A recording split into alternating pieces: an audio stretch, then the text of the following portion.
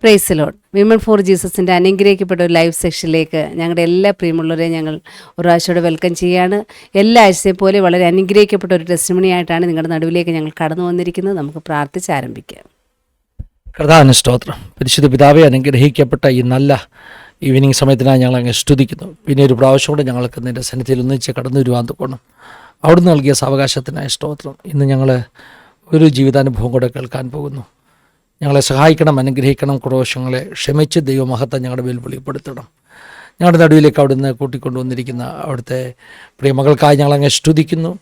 കർത്താവെ, ആണിപ്പാടുള്ള കരങ്ങളിൽ തന്നെ ഞങ്ങൾക്കായി ഉപയോഗിക്കണം. എൻ്റെ ജീവിതാനുഭവങ്ങൾ വലിയ ആത്മീക ധൈര്യത്തിന് കാരണമായി തീരുവാൻ പോകുന്നത് കൊണ്ട് സ്തോത്രം മുറ്റുമായി സമർപ്പിക്കുന്നപ്പോൾ കർത്താവെ, ഞങ്ങളുടെ സിസ്റ്റർ നെറ്റ്വർക്ക് എല്ലാ കരങ്ങളിലേക്ക് ഏൽപ്പിച്ച് പ്രാർത്ഥിക്കുന്നു. ഞങ്ങൾ പ്രാർത്ഥിച്ച് ആരംഭിക്കുന്ന ഈ സമയം മുതൽ ഞങ്ങളുടെ ബെനഡിക്ഷൻ പ്രയർ വരെ പ്രത്യേക സാന്നിധ്യം ഉണ്ടാകണം. അനുഗ്രഹിച്ചാട്ട് എല്ലാ മഹത്വം മാനവും അടുത്തേക്ക് തരുന്നു. യേശു മൂലം താഴ്മയായി ചോദിക്കുന്നു, കേൾക്കുമാറാകണമേ. ആമേൻ, ആമേൻ.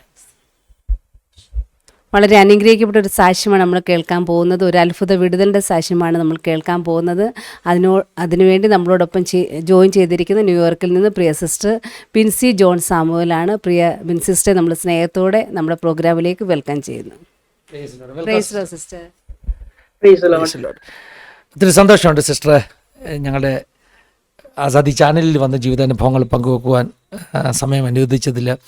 ഞാനൊരു ചെറിയ ഒരു സാക്ഷ്യത്തിൻ്റെ ക്ലിപ്പ് കേട്ടിരുന്നു. കഴിഞ്ഞ ദിവസം കൺവെൻഷന് പറഞ്ഞാന്ന് തോന്നുന്നല്ലേ? WMC മീറ്റിങ്ങിന് പറഞ്ഞതായിരുന്നു. അപ്പം ഞങ്ങൾ ആ വീഡിയോ കണ്ടപ്പോൾ പെട്ടെന്ന് സാൻഡി പറഞ്ഞു, ഇത് ഇന്നാരാണല്ലോ എന്ന് പെട്ടെന്ന് പറയാനിടയായി തീർന്നു. ലാസ്റ്റിലാണ് മനസ്സിലായത്. ഞാൻ ആ സമയത്താണ് ഞാൻ കാണാൻ തുടങ്ങിയത്. അപ്പം ഇന്ന് സാൻഡിക്ക് സന്തോഷമുണ്ട്. കാരണം എല്ലാ പ്രാവശ്യവും സാക്ഷ്യത്തിന് ആൾ വരുമ്പോൾ ഞാൻ റാന്നിക്കാരാണെങ്കിൽ റാന്നിക്കാരാണെന്ന് പറഞ്ഞൊന്ന് സന്തോഷിക്കും. അപ്പോൾ ഇന്ന് സാൻഡിയുടെ ദിവസമാണ്. പുനലൂരുകാരാണ് നിങ്ങൾ.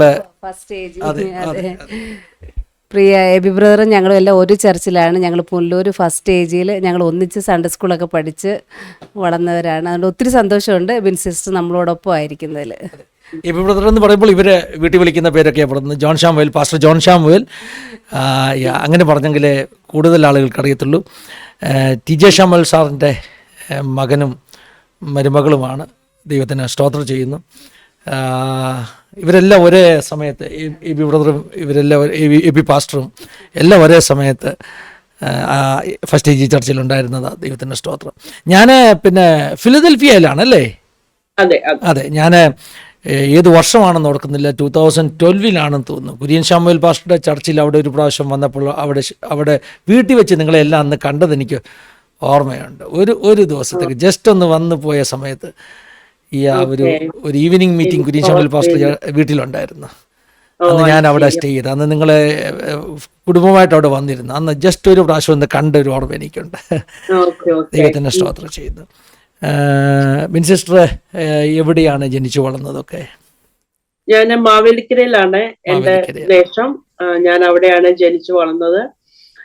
അത് കഴിഞ്ഞ് പ്രീ ഡിഗ്രി കഴിഞ്ഞപ്പം ഞാൻ യുണൈറ്റഡ് സ്റ്റേറ്റ്സിലേക്ക് മൈഗ്രേറ്റ് ചെയ്തു. എന്റെ പേരൻസ് ഒരു വർഷം മുമ്പേ മൈഗ്രേറ്റ് ചെയ്തു. അത് കഴിഞ്ഞിട്ട് ഞാനും കൂടെ ഇവിടെ വന്നു. ഞങ്ങൾ 5 പേരാണ്. ഞാനാണ് മിഡിൽ ചൈൽഡ്. എൻ്റെ മൂത്ത ഒരു ബ്രദറും സിസ്റ്ററും ഉണ്ട്, ഇളയത് ഒരു ബ്രദറും സിസ്റ്ററും ഉണ്ട്. ഞങ്ങൾ എല്ലാവരും ഇവിടെയാണ്, പക്ഷെ പല സ്റ്റേറ്റ്സിലായിട്ട് ആണെന്നേ ഉള്ളൂ. എൻ്റെ പേരൻസ് ഇപ്പോഴും ഇപ്പം തണുപ്പ് സമയത്ത് നാട്ടിൽ പോവും, അല്ലാത്തപ്പം സമ്മർ ടൈമിൽ ഇവിടെ വരും. ശരി. ഞാൻ ആ സാക്ഷ്യം അല്പം കേട്ടു, അല്പം ആ ക്ലിപ്പ് കണ്ടിരുന്നു. ഒരു വലിയ ലൈഫ് എക്സ്പീരിയൻസ് അല്ലേ? എനിക്ക് തോന്നുന്നു മറ്റാരും കടന്നു പോകാത്ത ഒരു ഫർണസിലൂടെയാണ് കഴിഞ്ഞ നാളുകളിലൊക്കെ കടന്നു പോയത്. ലോകത്തിൽ എല്ലാവരും അനുഭവിക്കുന്ന അനുഭവങ്ങളുണ്ട്. പക്ഷേ ഈ ഇസ്രായേൽ മക്കളോട് ദൈവം പറഞ്ഞൊരു കാര്യമുണ്ട്, ഇന്ന് വരെ ആരും നടക്കാത്ത വഴിയിലൂടെ നിങ്ങളിനി നടക്കാൻ പോവുകയാണെന്ന് പറയുന്നൊരു ഭാഗമുണ്ട്. ആ മാറായ്ക്കും എലീമിനും ശേഷം മാറ കണ്ടപ്പോൾ അവരോർത്ത് ഇതാ മാക്സിമം എന്ന് ഓർത്തു. പക്ഷേ ദൈവം പറയുന്നത് ഇനിയും നടക്കാൻ പോകുന്ന വഴി, ആരും കാണാത്ത, ആരും നടക്കാത്ത വഴി. സിസ്റ്റർ സാക്ഷ്യം അന്ന് ഞാൻ കണ്ടപ്പോൾ എൻ്റെ മനസ്സിൽ വന്ന ഒരു ചിന്ത, ആരും നടക്കാത്ത ഒരു വാലിയിലൂടെ, ഒരു താഴ്വരയിലൂടെ നടന്നു അല്ലേ? അതെ അതെ. ഞാൻ ജീവിതാനുഭവങ്ങളൊക്കെ ഇങ്ങനെ ഒരു കാര്യം സ്വപ്നത്തിൽ വിചാരിച്ചില്ല വിചാരിച്ചതല്ല. എനിക്ക് സംഭവിക്കുമെന്ന്. ബിക്കോസ് ഞാൻ ഐ ടേക്ക് കെയർ മൈസെൽഫ്. ഞാൻ എന്നെ യുനോ മാക്സിമം ലൈക്ക് ഇവിടുത്തെ പോലെ അങ്ങനെ വെളിയിൽ നിന്ന് ഒത്തിരി കഴിക്കുവോ ഫാസ്റ്റ് ഫുഡ് കഴിക്കുവോ ഒന്നും ചെയ്യത്തില്ല. Especially mouth. ഇവിടെ 6 months റുട്ടീൻ ചെക്കപ്പിന് എപ്പോഴും പോകുന്നത്. ഞാൻ അത് റിലീജിയസ്ലി പോവും. ഇങ്ങനെ ഓൾറെഡി സ്കെഡ്യൂൾ ചെയ്യും. ഒരു അപ്പോയിന്റ്മെന്റ് കഴിയുമ്പോൾ അടുത്ത അപ്പോയിന്റ്മെന്റ് ഞാൻ റിലീജിയസ്ലി സ്കെഡ്യൂൾ ചെയ്യും. ബിക്കോസ് ഞാൻ I am very particular about the mouth. So അത് ഞാൻ എപ്പോഴും ഹൈജീനിക്കലി ഞാൻ നല്ലവണ്ണം ടേക്ക് കെയർ ചെയ്യുന്ന ഒരാളായിരുന്നു. ഞാൻ ബൈ പ്രൊഫഷൻ നേഴ്സാണ്. അതുകൊണ്ട് എനിക്ക് അതിന്റെ ഇമ്പോർട്ടൻസും അറിയാമായിരുന്നു. അങ്ങനെ ഒരു പ്രൊഫഷനിൽ നിൽക്കുമ്പോൾ നമുക്ക് ചെറിയ ചെറിയ കാര്യങ്ങൾ പെട്ടെന്ന് നമുക്കത് നോട്ടീസ് ചെയ്യുമല്ലോ, മറ്റുള്ളവരെ പോലെ അല്ലല്ലോ അല്ലേ? നമുക്ക് എന്തെങ്കിലും ഒരു ശരീരത്തിന് ഒരു വ്യത്യാസമോ ഒരു ഒരു സിംറ്റമോ ഉണ്ടെങ്കിൽ നമുക്ക് കൂടുതൽ എളുപ്പം സംശയങ്ങളുണ്ട്. അങ്ങനെയുള്ള ഒരു അനുഭവം വല്ലതും ഉണ്ടായിരുന്നു? അതാണ്, എനിക്ക് ഒരു സിംറ്റംസും ഇല്ലായിരുന്നു. ഞാൻ ഇതാണെങ്കിൽ ഇതിന്റെ തുടക്കത്തിൽ തന്നെ ഞാൻ എന്റെ ഡെന്റിസ്റ്റിനോട് പറഞ്ഞു, ഇങ്ങനെ എനിക്ക് മൗത്തിൽ ഇങ്ങനെ ഒന്ന് ഫീല് ചെയ്യാൻ മാത്രമില്ല, ഈവൻ ഒരു സ്മോളർ ദാൻ എ പിമ്പിൾ. അപ്പൊ എന്നോട് ചോദിച്ചു നീ എങ്ങനെ കണ്ടുപിടിച്ചെന്ന് ചോദിച്ചപ്പോ ഞാൻ പറഞ്ഞു ഞാൻ എന്നും രാവിലെ വൈകിട്ടും മൗത്ത് നല്ലോണം എക്സാമിൻ ചെയ്ത് ഞാൻ ഫ്ലോസ് ഒക്കെ ചെയ്യുന്നതാണ്. അന്നേരം എന്നോട് പറഞ്ഞു ഒന്നും വിഷമിക്കാനില്ല. അന്നേരം എന്നോട് ഈ സിംറ്റംസ്, ക്യാൻസറിന്റെ ഓരോ സിംറ്റംസ് ഉണ്ടല്ലോ, വെയിറ്റ് ലൂസ് ചെയ്യും, ലോസ് ഓഫ് ആപ്പിറ്റൈറ്റ്, ഇത് വല്ലതും ഉണ്ടോ, പെയിൻ, ഇത് ഞാൻ പറഞ്ഞു ഇതൊന്നും എനിക്കില്ല. ആക്ച്വലി എനിക്ക് ഇതെല്ലാം ഓപ്പോസിറ്റ് ആയിരുന്നു. ഞാൻ വെരി ഹെൽത്തി, എനിക്കൊരു പനി പോലും വന്നിട്ടില്ല. അപ്പം ഹെൽത്തി ആയിട്ട് ഇന്നലെ എന്നോട് പറഞ്ഞു ഒന്നും വിഷമിക്കേണ്ട, എന്റെ ഏജ്. അന്നേരം ഒന്നും അവർക്കും ഒരു സംശയമായിട്ട് തോന്നിയില്ല. അല്ലാതിരുന്നെങ്കിൽ ഇത് ഇത്രയും വേഴ്സ് ആവത്തില്ലായിരുന്നു. ഒരു ചെറിയൊരു പ്രൊസീജിയർ കൊണ്ട് മാറ്റാവുന്നതേ ഉള്ളൂ. ബിക്കോസ് മെലനോമ സ്കിൻ ക്യാൻസർ എന്ന് പറയുന്നത് ഇവിടെ ഒരു സർവ്വസാധാരണമാണ്. ഈ മൗത്തിൽ വരത്തില്ല, എക്സ്ട്രിമിറ്റീസിൽ, ബിക്കോസ് സൺ എക്സ്പോഷറും കൊണ്ട്. അന്നേരം അതെടുത്താൻ കളയും. വിളംബർക്കാ കൂടുതലും വരുന്നത്, അതെടുത്താൻ കളയും, അത്രയേ ഉള്ളൂ. ആ ഒരു അനുഭവങ്ങളിലേക്ക് പോകുന്നതിന് മുമ്പ് നമുക്ക് ചെറിയ പ്രായം മുതലുള്ള അനുഭവങ്ങൾ കേൾക്കാം. കുടുംബത്തെ ഒക്കെ ഒന്ന് പരിചയപ്പെടുത്തി ഇനിയും ജീവിതാനുഭവങ്ങളൊക്കെ ഒന്ന് പറഞ്ഞു തുടങ്ങാം. നമുക്ക് നിശ്ചയമായിട്ടും കടന്നുപോയ ആ തീച്ചുളിയുടെ അനുഭവങ്ങൾ കേൾക്കണം. എന്നാൽ അതിനു മുമ്പ് ചെറിയ പ്രായം മുതലുള്ള അനുഭവങ്ങൾ പറയാൻ ഇനി അത്യാവശ്യം ഉണ്ടെങ്കിൽ ഞങ്ങൾ ഇടയ്ക്ക് ഇൻറ്ററപ്റ്റ് ചെയ്യത്തുള്ളൂ. സിസ്റ്റർക്ക് കണ്ടിന്യൂ ചെയ്യാം. ഞാൻ ജനിച്ചു വളർന്നത് ഒരു പെന്തക്കോസ്റ്റൽ ഫാമിലിയിലാണ്. ഞാൻ പറഞ്ഞതുപോലെ എന്റെ പേരൻസിന്റെ നാട്, എന്റെ നാട് മാവേലിക്കര, തട്ടാരമ്പലം, മറ്റും നോർത്ത് എന്ന് പറയും. ഞങ്ങൾ അവിടെ IPCയിലെ ഒരു ഫാമിലി മെമ്പേഴ്സ് ആണ്. അത് കഴിഞ്ഞപ്പോൾ എൻ്റെ സ്കൂൾ വിദ്യാഭ്യാസമൊക്കെ അവിടെ തന്നെ ആയിരുന്നു. എൻ്റെ ഫാദർ ആദ്യം മിലിറ്ററിയിലായിരുന്നു, പിന്നെ സൗദി അറേബ്യയിലായിരുന്നു. അത് കഴിഞ്ഞിട്ട് നാട്ടിൽ വന്ന് സെറ്റിൽ ആയതാണ്. അത് കഴിഞ്ഞിട്ട് ഞങ്ങൾ 1995 എൻ്റെ പേരൻസ് ഒക്കെ 1994 ഇവിടെ വന്നു. ഞാൻ 1995 ഇവിടെ വന്നു. പിന്നെ ഇങ്ങനെ എൻ്റെ ബ്രദറിന്റെ കൂടെ പേരൻസിന്റെ കൂടെ പഠിച്ചു നഴ്സിംഗ് കഴിഞ്ഞു. നഴ്സിംഗ് കഴിഞ്ഞിട്ട് 1999 എൻ്റെ കല്യാണം കഴിഞ്ഞു. അറിയാവുന്ന പോലെ, സാൻഡി സിസ്റ്ററിന് അറിയാവുന്നത് പോലെ എബി സാമ്യൽ അല്ലെ ജോൺ സാമ്യലിനെ കല്യാണം കഴിച്ചു.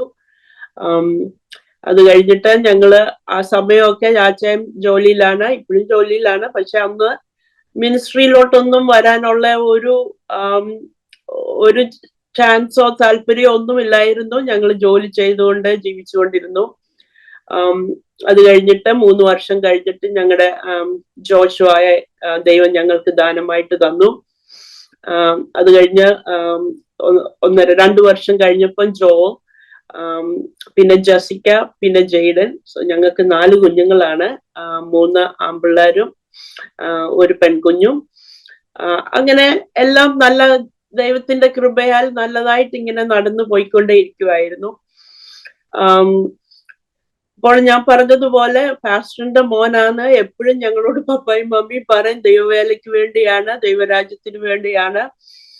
പക്ഷെ പാസ്റ്റേഴ്സിന്റെ മക്കളാകുമ്പോൾ അവിടെ കടന്നു വന്ന രീതികളൊക്കെ ഇത് നോക്കുമ്പോൾ അച്ഛൻ പറയുമായിരുന്നു, നമുക്ക് ജോലിയൊക്കെ ചെയ്തിട്ട് ഇങ്ങനെയൊക്കെ അങ്ങ് ജീവിക്കാൻ. ഞാനും അതിനുള്ള താല്പര്യം മാത്രമായിരുന്നു. ഞാനൊരു പാസ്റ്റർ ഫാമിലിയിലല്ലേലും ബിലീവേഴ്സ് ഫാമിലിയിൽ നിന്ന് വന്നുകൊണ്ട് ജീവിതമൊക്കെ നല്ലോണം ഇങ്ങനെ കടന്നുകൊണ്ടേയിരുന്നു. അത് കഴിഞ്ഞപ്പോൾ എൻ്റെ രണ്ടാമത്തെ കുഞ്ഞിന് ഒരു യൂറിനറി ഇൻഫെക്ഷൻ വന്നു. അന്നേരം ഞങ്ങള് കുഞ്ഞിനെ ആണെങ്കിൽ ഇവിടെ ഒരു ചിൽഡ്രൻസ് ഹോസ്പിറ്റലുണ്ട്, അവിടെ കൊണ്ട് ചെന്നപ്പോഴേ പറഞ്ഞു ഒരു കിഡ്നിയെ കുഞ്ഞിന്റെ വർക്ക് ചെയ്യുന്നുള്ളൂ എന്ന് പറഞ്ഞു. അത് കേട്ടപ്പോൾ ഞങ്ങൾക്ക് അങ്ങ് വളരെ പ്രയാസം തോന്നി. പപ്പായും മമ്മിയും നാട്ടില് ചാച്ചിന്റെ പേരൻസിനെ വിളിച്ചിട്ട് പറഞ്ഞപ്പം പറഞ്ഞു, ദൈവത്തിൽ നിന്ന് ഇനി കൂടുതൽ അടി മേടിക്കുന്നതിന് മുമ്പേ ദൈവത്തിന് വേണ്ടി സമർപ്പിക്കാൻ നിങ്ങൾ തയ്യാറായോ എന്ന് ചോദിച്ചു. അതിനു മുമ്പേ പറയുമ്പോൾ ചാച്ചി ചുമ്മാ തമാശന് പറയാന്ന്, ഞാൻ ആടി അങ്ങ് മേടിച്ചോളാവുന്ന, ചുമ്മാ ചാച്ചയുടെ സംസാരം ഉണ്ടല്ലോ തമാശ പറയുന്നത്. പക്ഷെ കുഞ്ഞുങ്ങളെ ദൈവം തൊടുന്നു എന്ന് കണ്ട ഉടനെ ഞങ്ങൾക്ക് അത് വളരെ പ്രയാസം തോന്നി. അങ്ങനെയാണ് ചാച്ച ദൈവത്തിന്റെ വേലയ്ക്ക് വേണ്ടി സമർപ്പിച്ചു. ബൈബിൾ കോളേജ് പഠിക്കാൻ തുടങ്ങി. അന്നേരവും ഞാൻ നഴ്സ് ആയതുകൊണ്ട് നമ്മൾക്ക് ഓരോ എക്സ്ക്യൂസസ് ഉണ്ടല്ലോ. ഞാൻ പറഞ്ഞു nursing is also serving others, that's also ഒരു മിനിസ്ട്രിയുടെ ഭാഗമാണ്. അങ്ങനെ ഞാൻ നഴ്സായിട്ട് കണ്ടിന്യൂ ചെയ്തു. അന്നൊക്കെ ഒത്തിരി പ്രവചനം വരും. ബിൻസിയും ഫുൾ ടൈം ദൈവവേലയ്ക്ക് വേണ്ടി. അപ്പൊ ഞാൻ മനസ്സിൽ ചിരിക്കും, there is no way, especially ഇവിടുത്തെ ജീവിതമല്ലേ, ജോലി ചെയ്യാതെ ജീവിക്കാൻ പറ്റത്തില്ല, അതുമല്ല ഞാൻ എന്റെ ജോലി കളയത്തില്ല എന്നുള്ള ഒരു ദൈവം അനുഗ്രഹിച്ച് നല്ല പൊസിഷൻസിൽ ജോലിയൊക്കെ കിട്ടാൻ ദൈവം ഇടയാക്കി. ഫൈനാൻഷ്യലിയും വെൽ സെറ്റിൽഡ് ആയിട്ട് ജീവിക്കുവാൻ ദൈവം ഞങ്ങൾക്ക് ഇടയാക്കി. ചാച്ചിക്കും നല്ല ജോലിയുണ്ട്, എനിക്കും ജോലിയുണ്ട്, 4 കുഞ്ഞുങ്ങള് ദൈവം ഇത്ര അനുഗ്രഹിച്ചു. അത് കഴിഞ്ഞ് ജോയലിന്റെ ഞങ്ങള് അന്നത്തെ ഫാസ്റ്റിംഗ് എടുത്തു. ഒരാഴ്ച കഴിഞ്ഞിട്ട് കുഞ്ഞിന് വേറെ ഒരു ചെക്കപ്പ് ഉണ്ടെന്ന് പറഞ്ഞു. ആ ഫസ്റ്റ് ചെക്കപ്പ് തന്നെ അവൻ അതിവേദനയിലൂടെ അവര് പല ടെസ്റ്റ് അവനിൽ പെർഫോം ചെയ്യാൻ ഇടയായി. അത് കഴിഞ്ഞ് വീട്ടിൽ കൊണ്ടുവന്ന് കൊച്ചു കുഞ്ഞാണ്, അവന് 1 വയസ്സേ ഉള്ളൂ. അപ്പം ഭയങ്കര വേദന, കുഞ്ഞിന് കരയാനല്ലാതെ ഒന്നും പറയാൻ പറ്റുന്നില്ല. അതുപോലെ വേദന എടുത്തപ്പോൾ അങ്ങനെയാണ് ചാച്ച സബ്മിറ്റ് ചെയ്തു. ഞാനും ചാച്ചയെ സപ്പോർട്ട് ചെയ്യാമെന്നുള്ള ഒരു തീരുമാനം എടുത്തു. അത് കഴിഞ്ഞ് ഒരാഴ്ച കൊണ്ടു ചെന്ന ഉടനെ ഞങ്ങളോട് അൾട്രാസൗണ്ടിലെ ആ സ്ത്രീ ചോദിച്ചു, എന്തോ കുഴപ്പം, കുഞ്ഞിനൊന്നും ഒരു കുഴപ്പവും കാണുന്നില്ലല്ലോ എന്ന് പറഞ്ഞു. അപ്പൊ ഞങ്ങൾ എക്സ്പ്ലെയിൻ ചെയ്തു, ഇങ്ങനെ യൂറിനറി ഇൻഫെക്ഷൻ വന്നു. ഞങ്ങൾ ചോപ്പ് എന്ന് പറയുന്നത് one of the famous hospital. അന്നേരം പറഞ്ഞു, ഞങ്ങൾ അവിടെ കൊണ്ടുപോയപ്പം പറഞ്ഞു, അവരവിടെ അൾട്രാസൗണ്ട് ചെയ്തപ്പം പറഞ്ഞു ഒരു കിഡ്നിയെ വർക്ക് ചെയ്യുന്നുള്ളൂ, അവൻ ആന്റിബയോട്ടിക് ഒക്കെ കൊടുത്തു. അതുകൊണ്ട് ഇത് ഫോളോ അപ്പ് എന്ന് പറഞ്ഞു നിങ്ങൾ ഇത് റിപ്പോർട്ട് കൊണ്ട് കൊടുക്കുക, പക്ഷെ ഞാൻ കണ്ടിട്ട് ഒരു കുഴപ്പവുമില്ല എന്ന് പറഞ്ഞു. അങ്ങനെ ഒരു സൗഖ്യം കുഞ്ഞിന് വന്നപ്പോൾ ചാച്ച അങ്ങനെയാണ് ദൈവത്തിന് വേണ്ടി സമർപ്പിക്കാനും ബൈബിൾ സ്കൂൾ സ്റ്റാർട്ട് ചെയ്യുവാനും തുടങ്ങി. അത് കഴിഞ്ഞിട്ട് എപ്പോഴും പുറകിൽ നിന്ന് പാസ്റ്റേഴ്സിനെ സപ്പോർട്ട് ചെയ്യുന്നതാണ് ചാച്ചയ്ക്ക് ഇഷ്ടം. എല്ലാ കാര്യവും ഞങ്ങൾ രാവിലെ ചെല്ലും, എല്ലാ അറേഞ്ച്മെന്റ്സ് ചെയ്യും. അത് കഴിയുമ്പോ പാസ്റ്റർ വന്നിട്ട്, കുര്യൻ സാമുവൽ പാസ്റ്റർ ഒക്കെ ഇങ്ങനെ വന്നിട്ട് ഞങ്ങൾ അതുപോലെ ഫുൾ സപ്പോർട്ട് ചെയ്യും. പാസ്റ്റർമാർക്ക് വന്ന ആരാധന നടത്തിയാൽ മതി. അതിന് മുമ്പുള്ള ഈവൻ വിന്റർ ടൈമിലൊക്കെ ഏർലി മോർണിംഗ് 4 AM പോയിട്ട് ഹീറ്റ് ഓൺ ആക്കും, എന്നാലേ അത്രയും വലിയ ബിൽഡിംഗ് ചൂടാവത്തുള്ളൂ. 4 AM പോകും. അപ്പോഴത്തേനും ഞാൻ ഈ കൊച്ചു കുഞ്ഞുങ്ങള്, ഞങ്ങൾക്ക് 3 കുഞ്ഞുങ്ങള് ഏജ് ഓഫ് 4 താഴെയായിട്ടുള്ള 3 കുഞ്ഞുങ്ങളുണ്ട്. ഇവരെല്ലാം 1 വയസ്സ് 1.5 വയസ്സിന് വ്യത്യാസമേ ഉള്ളൂ. അപ്പോൾ ഞാൻ ചർച്ചിലുള്ളവർക്കെല്ലാം ഫുഡ് റെഡിയാക്കും, പ്രിപ്പയർ ചെയ്തിട്ട് ഞങ്ങൾ കൊണ്ടുപോകും. അങ്ങനെ ഞങ്ങൾ നല്ല ആക്റ്റീവായിട്ട് പുറകിൽ നിന്ന് സപ്പോർട്ട് ചെയ്യുക എന്നുള്ളതായിരുന്നു ഞങ്ങളുടെ ഉദ്ദേശം. ഞങ്ങൾ അത് നല്ലവണ്ണം ചെയ്തു. ഇവൻ ഞങ്ങള് ലാസ്റ്റിൽ ട്രാഷ് വരെ എടുത്തിട്ടേ ചർച്ചിൽ നിന്ന് പോകത്തുള്ളൂ. അങ്ങനെ എല്ലാരെയും പിക്ക് ചെയ്യാനാണെങ്കിലും അങ്ങനെ നല്ല ഹാപ്പിലി ഫാമിലി ആയിട്ട് ഇങ്ങനെ യാത്ര ചെയ്തു, കണ്ടിന്യൂ ചെയ്തുകൊണ്ടിരുന്നു. അത് കഴിഞ്ഞിട്ട് പാസ്റ്റേഴ്സ് ഒക്കെ, പ്രവാചകന്മാരൊക്കെ വരുന്ന ഉടനെ ജോഷുവയുടെ ഞങ്ങളുടെ മൂത്ത കുഞ്ഞിനോട് പ്രവചിക്കും, ഇവനെ ദൈവവേലയ്ക്കുള്ളതാണെന്ന്. എനിക്കതങ്ങ് കേൾക്കുവാനുള്ള എനിക്ക് മനസ്സില്ലായിരുന്നു. ഞാനാണെങ്കിൽ ഇച്ചിരി ഒരു ഔട്ട് സ്പോക്കൺ ആളായതുകൊണ്ട് അത് കഴിയുമ്പോൾ ഞാൻ പാസ്റ്ററോട് ചോദിക്കും, പാസ്റ്ററിന്റെ മക്കൾ എന്ത് ചെയ്യുന്നു? ഒരാൾ എഞ്ചിനീയറിങ്ങിന്, ഒരാൾ ഡോക്ടറിന്. വെരി റെയർലി ഐ ഫൈൻഡ് പാസ്റ്റേഴ്സിന്റെ മക്കളിനെ ബൈബിൾ കോളേജിൽ വിടുന്നത്. അപ്പൊ ഞാൻ പറയാം, നിങ്ങളുടെ മക്കളെയൊക്കെ ബൈബിൾ കോളേജിൽ വിടാതെ എന്റെ കുഞ്ഞിനെ എന്തിനാ ഇങ്ങനെ പറഞ്ഞ് ഇത് ചെയ്യുന്നത്? എനിക്ക് അവനാണെങ്കിൽ ഒരു മെഡിസിന് പോകണം. അവൻ തന്നെ പറയായിരുന്നു, മാം എനിക്ക് കാർഡിയോളജിസ്റ്റ് ആവണം. അപ്പൊ ഞാൻ പറയുമായിരുന്നു, നിനക്ക് ഇന്റേണൽ ആൻഡ് എക്സ്റ്റേണൽ ഹീലിംഗിന് വേണ്ടി ദൈവം നിന്നെ ഉപയോഗിക്കും. പഠിക്കാൻ മിടുക്കനായിരുന്നു, നല്ല നല്ല മിടുക്കനാണ്. അപ്പൊ ഞാൻ പറയാം, മോനെ നീ മെഡിസിന് പോയാൽ മതി. അന്നേരം പിന്നെ അവരോട് സുവിശേഷവും പറയാം. നമ്മൾ യൂഷ്വലി സുവിശേഷം അങ്ങോട്ട് എന്ന് പറയണം, ഡോക്ടേഴ്സ് ആകുമ്പോ ഇങ്ങോട്ട് വരും. സോ അവൻ അങ്ങനെ നല്ലോണം പഠിച്ചുകൊണ്ട് വന്നു. 10th കഴിഞ്ഞപ്പോ എന്നോട് പറഞ്ഞു, മാമി എനിക്ക് മിനിസ്ട്രിക്ക് പോകണം. ഞാൻ പറഞ്ഞു, എന്റെ ജോഷുവ ഇവരൊന്നും പറയുന്നത് നീ കേൾക്കണ്ട, ഇങ്ങനെ സ്വാഭാവികമാണ്. അപ്പച്ചന്റെ കാര്യം ഇനി പറയുമ്പോഴും പിന്നെ ഡാഡിയുടെ കാര്യം പറയുമ്പോഴും മോന് ദൈവവേലക്കാണെന്ന് പറയുന്നതൊക്കെ അതൊരു നാച്ചുറൽ റെഗുലർ തിങ് ആണ്. കുഞ്ഞാണെങ്കിൽ ഇങ്ങനെ ഫോക്കസ് ചെയ്യും പഠിത്തത്തില്, നമുക്കിങ്ങനെ മെഡിസിന് പോവാന്ന് പറയും. അവന് ഞാനും കൂടെ ഒത്തിരി അറ്റാച്ച്ഡാ. അങ്ങനൊന്നും ഇവിടെ വളരുന്ന പിള്ളേരുടെ ഒരു സ്വഭാവവും ഇല്ല, അങ്ങനെ നമ്മളോട് ടോക്ക് ബാക്ക് പറയുവോ ഒന്നും പറയുന്ന ഒരു കുഞ്ഞല്ല. ഉടനെ അന്നേരം അവനെ കണ്ടിന്യൂസ് ചെയ്തു. +2 കഴിഞ്ഞപ്പോ എന്നോട് പറഞ്ഞു, എനിക്ക് ശക്തമായിട്ട് ദൈവം എന്നോട് സംസാരിക്കുന്നുണ്ട്. അവൻ ഇവിടെ ഒരു വാലി ഫോർജ് എന്ന് പറയുന്ന ഒരു കോളേജ് ഉണ്ട്, അവിടെ പോണമെന്ന് പറഞ്ഞു. ഞാൻ പറഞ്ഞു, ഞാൻ ആപ്ലിക്കേഷൻ പോലും ഫില്ല് ചെയ്യത്തില്ല, നീ അതിന് നോക്കുകയോ വേണ്ട. കുഞ്ഞ് നീ ഇങ്ങനെ ആൾക്കാരൊക്കെ ഓരോന്ന് പറയും, നീ അതിലൊന്നും ശ്രദ്ധിക്കണ്ട, മോനെ ഫോക്കസ് ചെയ്യണം.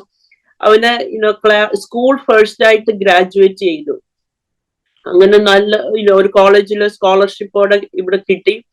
അവന് പ്രീ മെഡിസിനായിട്ട് അവൻ പോയി, ബയോളജി എടുത്തു. അവിടെയും നല്ലതായിട്ട് പഠിച്ചുകൊണ്ട് വന്നു. 1 വർഷം കഴിഞ്ഞപ്പം പിന്നെ എൻ്റെ അടുത്ത് വരും.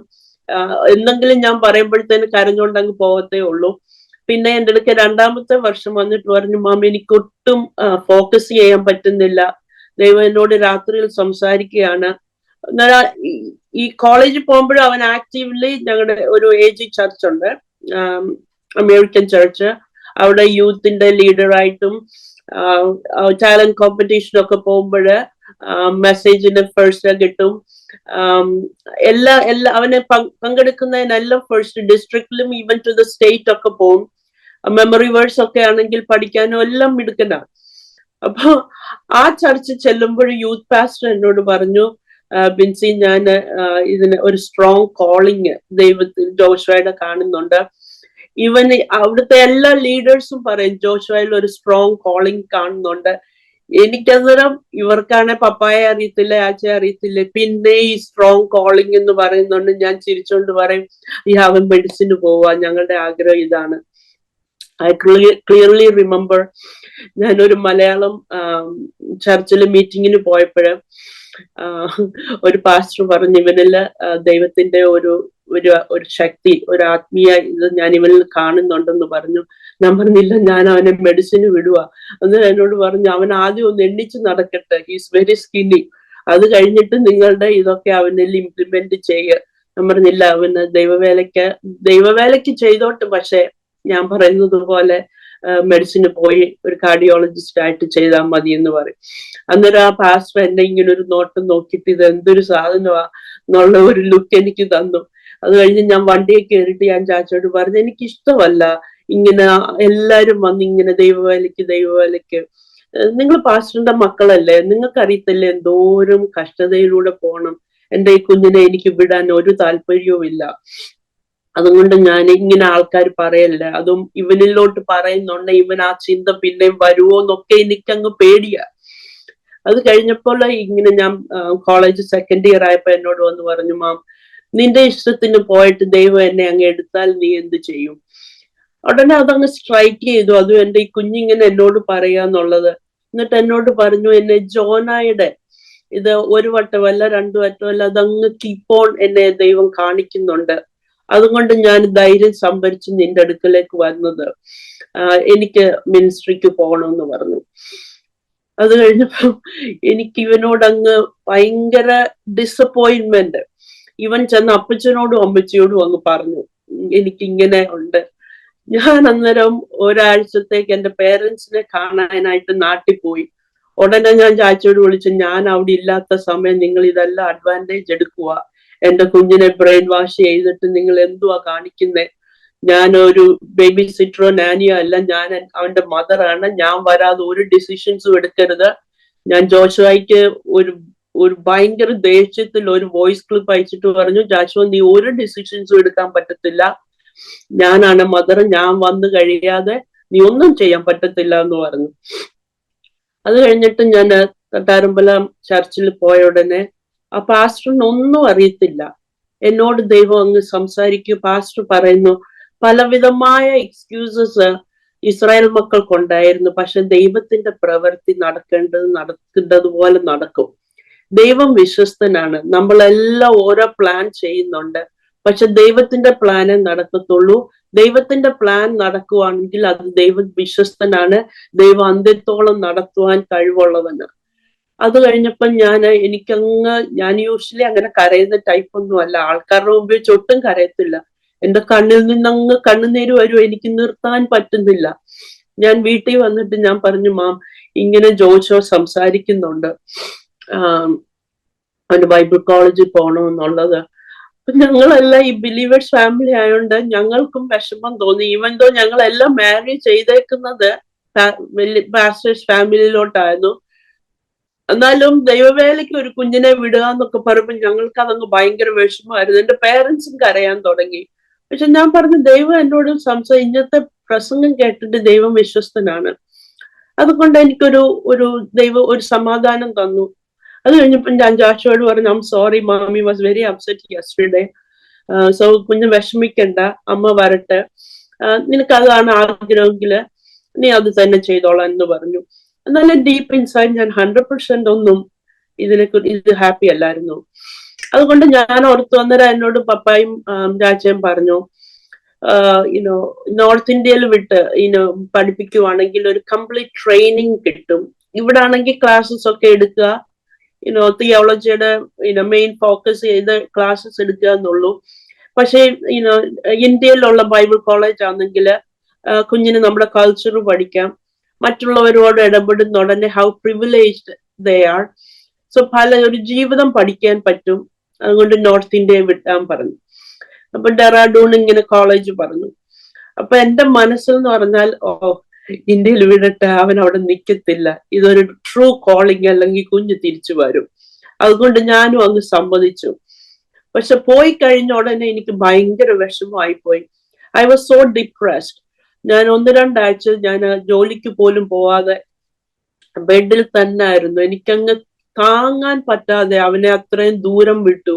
ഞാൻ എന്നിട്ട് എവറി ഡേ ഇവന്റെ കോളിന് വേണ്ടി വെയിറ്റ് ചെയ്യുക, മാം എനിക്ക് വരണം, തിരിച്ചു വരണം എന്നുള്ള ആ ഒരു സ്റ്റേറ്റ്മെന്റ് കേൾക്കാൻ വേണ്ടി.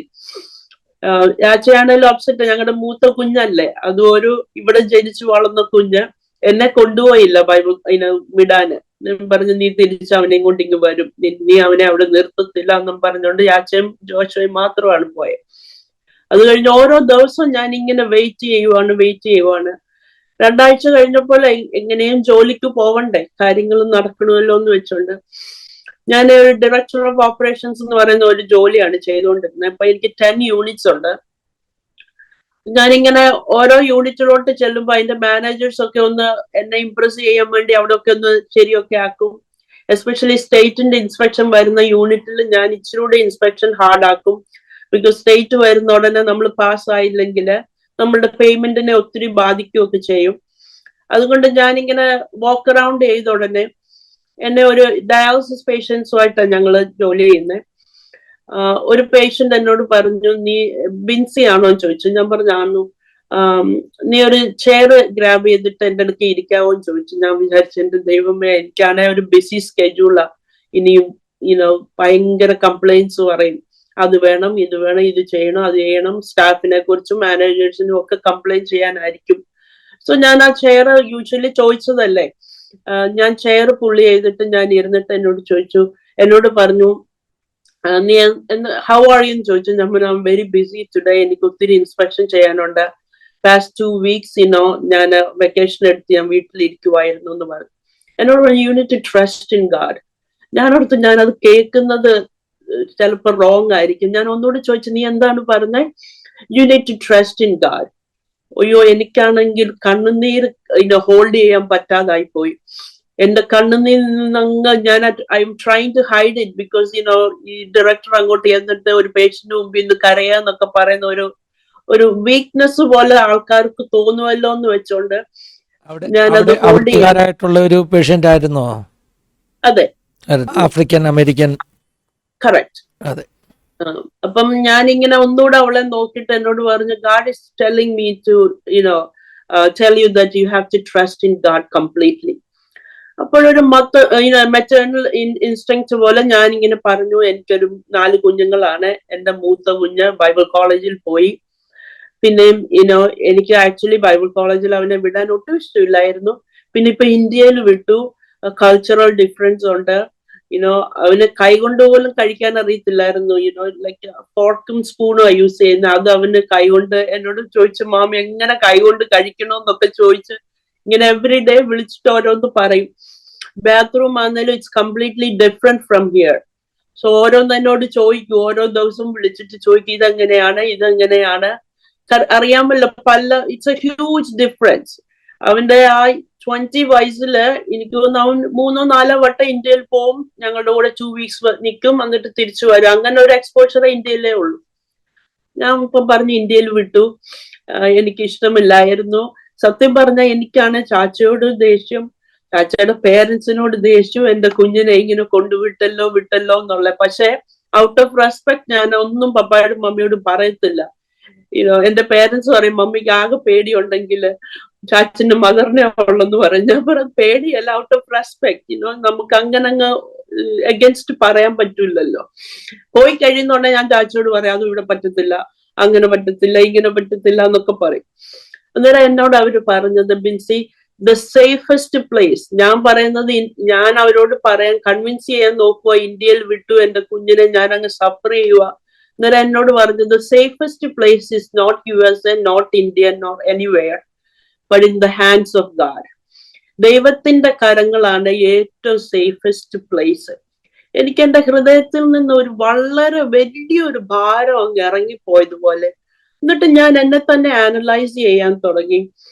ഞാൻ പെന്തക്കോസ് ഭവനത്തിൽ ജനിച്ചു വളർന്നു. വിശ്വാസം എന്ന് പറയുന്നത് ഞാൻ എന്റെ ജീവിതത്തിൽ വളരെ പഠിച്ചുകൊണ്ടും പ്രാവർത്തികമാക്കിക്കൊണ്ടും വന്ന ഒരാള് ഈ ഒരു ചെറിയ സംഭവത്തിലേക്ക് ഞാൻ ചർച്ചിൽ പോവാതെയായി. എനിക്കങ്ങ് എല്ലാവരോടും അങ്ങ് ദേഷ്യം. എന്റെ സിബ്ലിങ്സ് ആണെങ്കിലും, നീ അവനെ ഇങ്ങ് വിളിക്ക്. പക്ഷെ ചാച്ചൻ പറഞ്ഞു, ഞാനൊരു തീരുമാനം എടുത്താലും നിന്റെ സിബ്ലിങ്സ് അല്ല ആര് പറഞ്ഞാലും ഞാനത് കേൾക്കത്തില്ല. എന്നോട് ദൈവം സംസാരിച്ചത് കൊണ്ടാണ് ഞാൻ ജോഷുവായി അവിടെ തന്നെ വിട്ടത്. അതുകൊണ്ട് ചാച്ച അങ്ങനെ തീരുമാനം എടുത്തു കഴിഞ്ഞാൽ പിന്നെ നമ്മൾ അഗൻസ്റ്റ് പോകുന്നത് ഇഷ്ടമല്ല, അങ്ങനെ സമ്മതിക്കത്തുമില്ല. Because he is very reasonable. അങ്ങനെ ഒന്നും അങ്ങ് നമ്മളോട് എഗൻസ്റ്റോ നമ്മളോട് ചോദിക്കാതെ ഒന്നും എടുക്കുന്ന ഒരാളുമല്ല. അതുകൊണ്ട് എനിക്ക് അങ്ങ് ദേഷ്യം. ഞങ്ങളുടെ ഒരു റുട്ടീൻ എന്ന് പറഞ്ഞാൽ, ഞാൻ ആദ്യം വരുവാണെങ്കിൽ ഒരു സോഫയുണ്ട്, അവിടെ ഇരിക്കും. അല്ലെങ്കിൽ ജോഷുവ വരുവാണെങ്കിൽ അവിടെ ഇരിക്കും. എന്നിട്ട് ഞങ്ങൾ തമ്മിൽ ആ ഹോൾ ഡേയിലുള്ള കാര്യങ്ങൾ പറയും. എന്നിട്ട് രണ്ടുപേരും ഹഗ്ഗിങ് ചെയ്ത് കിസ് ചെയ്ത് പോത്തുള്ളൂ. മറ്റേ 3 പിള്ളേരാണ്, ഞാൻ അവിടെ ഉണ്ടോന്ന് പോലും അവർക്ക് അറിയത്തില്ല. അങ്ങനത്തെ ഒരു എൻ്റർലി ഡിഫറെന്റ് നേച്ചറാ. ഞാനപ്പൊ എന്റെ ഈ ടോക്ക്, അവനുമായിട്ടുള്ള ഒരു സംസാരവും ഒരു സഹകരണവും ഒക്കെ ഞാൻ ഒത്തിരി മിസ് ചെയ്യുന്നുണ്ട്. I felt very lonely. അങ്ങനെ ഇരിക്കുമ്പോഴാണ് ഈ പുള്ളിക്കാരി എന്നോട് ഇങ്ങനെ പറഞ്ഞപ്പോഴേ, ദൈവം ആരെയാ ഒരുക്കുന്നതെന്നും ദൈവം നമ്മളോട് സംസാരിക്കാന് പലരെ ദൈവം ഒരുക്കുന്നെന്നുള്ളതിന്റെ ഒരു വലിയ കാരണമായിരുന്നു അത്. അങ്ങനെ ഞാന് ദൈവത്തിൽ നിന്ന് എനിക്കൊരു പീസ് കണ്ടെത്താൻ കഴിഞ്ഞു. എന്നാലും കുഞ്ഞിനെ മിസ് ചെയ്യുന്നുണ്ട്. അമ്മയല്ലേ, ആദ്യത്തെ കുഞ്ഞാണ്. ഞങ്ങളുടെ വീട് അങ്ങ് ഒരു എംപ്റ്റി ആയതുപോലെ. ഞാൻ വെളിയിൽ കുഞ്ഞുങ്ങൾക്ക് വല്ലതും വേണമെന്ന് പറയും. എനിക്കാണെങ്കിൽ ഈവൻ മീറ്റ് കഴിക്കുന്ന ഉടനെ എന്റെ കുഞ്ഞിനെ ഓർമ്മ വരും. എനിക്ക് കഴിക്കാൻ പോലും പറ്റാത്ത ഒരു അവസ്ഥയായിരുന്നു. അത് കഴിഞ്ഞപ്പോൾ ഞാനും പിന്നെ അന്നേരം ആഗ്രഹമുണ്ട് ഇവൻ തിരിച്ചു വരുമോ വിളിക്കണേന്നൊക്കെ ഉള്ള ഇതില് അങ്ങനെ പറയണേന്നുള്ള ആഗ്രഹമുണ്ട്. ചാച്ചു പറഞ്ഞു അവന് ഒട്ടും വയ്യ, അവിടെ അഡ്ജസ്റ്റ് ചെയ്യാൻ വയ്യ എന്ന് പറയുവാണെങ്കിൽ നീ അത് ഇവനോട് പറയരുത്, പക്ഷെ ഞാൻ അവനെ തിരിച്ചു കൊണ്ടുവരാമെന്ന് പറഞ്ഞു. ഞാൻ അങ്ങനെ അവനോട് പറഞ്ഞില്ല, പക്ഷെ എന്റെ മനസ്സിൽ ആഗ്രഹം. അങ്ങനെ ഫസ്റ്റ് ഇയർ സ്റ്റുഡൻസിന് എല്ലാവർക്കും വളരെ പനിയും ഫ്ലൂവും വയറ്റിളക്കവും ഛർദിലും എല്ലാം. അപ്പൊ ഞാൻ വിചാരിച്ചു അവൻ അസുഖം വരുവാണെങ്കിൽ ചാച്ചൻ ഡെഫിനറ്റ്ലി കൊണ്ടുവരും. എല്ലാരും ഇവനെ കുറിച്ചായിരുന്നു വറീഡ്, ഫാക്കൽറ്റി എല്ലാം. ബിക്കോസ് ഇവൻ എൻറ്റയർലി ഡിഫറെന്റ് ക്ലൈമറ്റ്. ഇന്ത്യയിൽ നിന്ന് വന്ന കുഞ്ഞുങ്ങൾക്ക് അവിടുത്തെ തണുപ്പ് സഹിക്കുന്നില്ല, വെള്ളം പിടിച്ചില്ല, ഫുഡ് പിടിച്ചില്ല. ഇവനാണ് ചില്ല് ചെയ്ത് അവിടെ നടക്കുവോ, ഒരസുഖവും വരുന്നില്ല. അവർക്കെല്ലാം അങ്ങ് ഭയങ്കര അതിശയം. ഒരു ഇവിടുത്തെ ഒരു അമേരിക്കൻ വൈറ്റ് ആയിട്ട് കൊക്കേഷ്യൻ ഒരാൾ അവിടെ ഉണ്ട്. അപ്പൊ ഇവൻ സംസാരിച്ചപ്പോ ഇവന്റെ ആക്സന്റ് മനസ്സിലായപ്പോ ചോദിച്ചു, നീ ഇവിടുന്നുള്ള ആളല്ലല്ലോ എന്ന് പറഞ്ഞ്. ഞാൻ ന്യൂജേഴ്സിയിൽ, അന്ന് ഞങ്ങൾ ന്യൂജേഴ്സിയിലാണ് താമസിക്കുന്നത്. ഇപ്പൊ 6 മാസമായുള്ളൂ ഞങ്ങൾ ഫിലദൽഫിയയിലോട്ട് മൂവ് ചെയ്തിട്ട്. ഈ ട്രീറ്റ്മെന്റിന്റെ ഇതിന്റെ ഒക്കെ കാരണം കൊണ്ട് ഞങ്ങൾ ഇങ്ങോട്ട് മാറിയതാണ്. അന്നേരം പറഞ്ഞില്ല, ഞാൻ ന്യൂജേഴ്സി ബോൺ ആൻഡ് ബ്രോട്ടപ്പ്, ഇങ്ങനെ എന്റെ പേരൻസ് വിട്ടതുകൊണ്ട് ഞാൻ ഇവിടെ വന്ന് പഠിക്കാൻ പോവാതാ. അന്നേരം ജോഷ എന്നോട് പറഞ്ഞ mom, he was so surprise. Because ഞാൻ അവിടെ എനിക്കൊരു അസുഖവും ഇല്ല, എല്ലാ ദിവസവും ഹോസ്പിറ്റലിൽ കൊണ്ടുപോവാ, ഡ്രിപ്പ് ഇടുന്നു, അങ്ങനെ ഭയങ്കരമായിട്ട് എല്ലാരും വറി ചെയ്തിരിക്കുക. എനിക്ക് യൂഷ്വലി കൂടെ താമസിക്കുന്നവർക്ക് വരുന്ന ഉടനെ ഡോൾമല്ലേ എല്ലാവർക്കും വരും, അവന് വന്നില്ല. അന്നേരം ദൈവം എന്നെ പഠിപ്പിക്കുകയാണ്, ഇവിടെ ആയിരിക്കുമ്പോൾ കുഞ്ഞുങ്ങൾക്ക് എല്ലാ വർഷവും ഫ്ലൂ വരും, നമ്മൾക്കൊന്നും ചെയ്യാൻ പറ്റത്തില്ല, ഇറ്റ് ഹാസ് ഇറ്റ്സ് കോഴ്സ്, അത് റൺ ചെയ്യണം. അവന് ഒരു കുഴപ്പവും ഇല്ലാതെ വന്നു. അന്നേരം എന്നോട് ചാച്ചു പറഞ്ഞു, you need to stop worrying.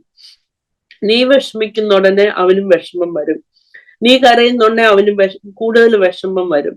അതുകൊണ്ട് നീ അവനെ വെറുതെ വിട്, let him live his life. അവന്റെ നല്ല ഒരു സ്മാർട്ട് പയ്യനായിട്ട് തിരിച്ചു വരും. എപ്പോഴും മാമി മാമി എന്ന് പറഞ്ഞുകൊണ്ട് നിൽക്കാതെ നല്ല സ്മാർട്ടായിട്ട് വരും.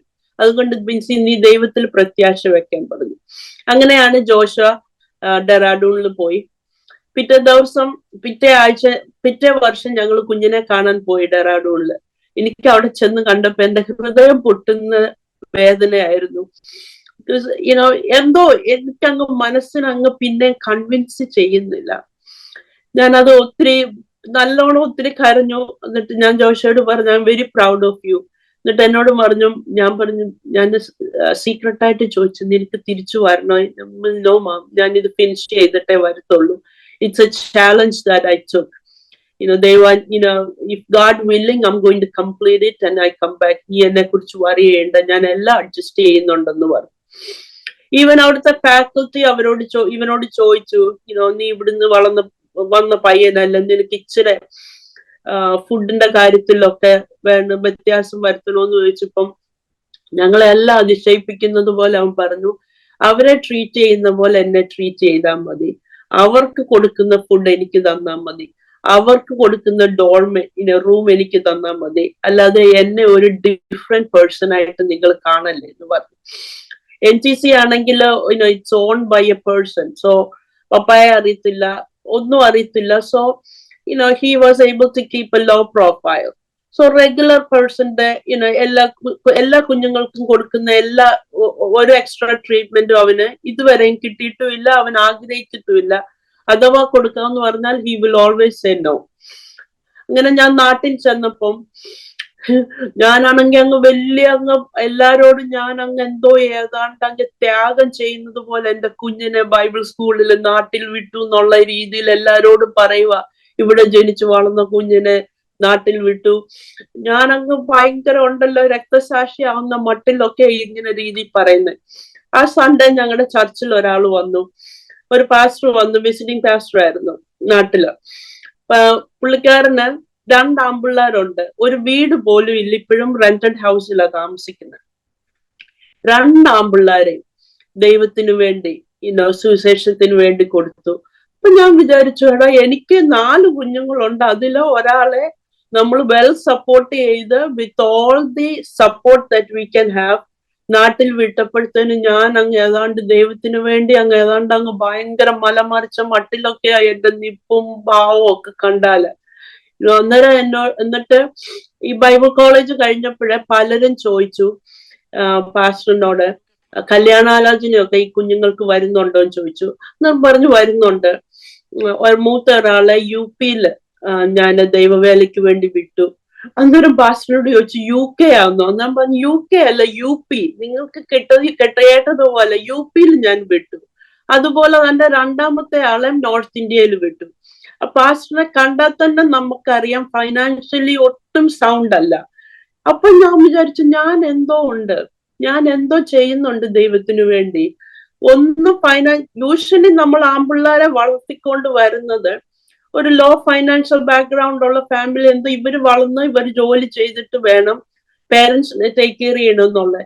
പക്ഷെ അന്നേരം ആ അപ്പച്ചന്റെ ദൈവത്തിനോടുള്ള സ്നേഹം, വിശ്വാസത്തിൽ കൂടുതൽ ദൈവത്തിനോടുള്ള സ്നേഹം കണ്ടപ്പോഴ് എന്റെ മനസ്സിൽ അന്ന് ഞാന് ദൈവത്തിന് വേണ്ടി ഞാൻ സമർപ്പിച്ചിട്ട് ഞാൻ പറഞ്ഞു, ഇനി ഞാൻ പിറുപിറുക്കത്തില്ല. എന്റെ കുഞ്ഞിനെ ദൈവത്തിന് വേണ്ടി that's the least we can do. അത് ഞങ്ങൾ ഫോഴ്സ് ചെയ്ത് വിട്ടല്ല. ഇവിടെ വളർന്ന ഒരു കുഞ്ഞ് ഞങ്ങളോട് ഇങ്ങോട്ട് പറയാന്ന് പറയുന്നത്.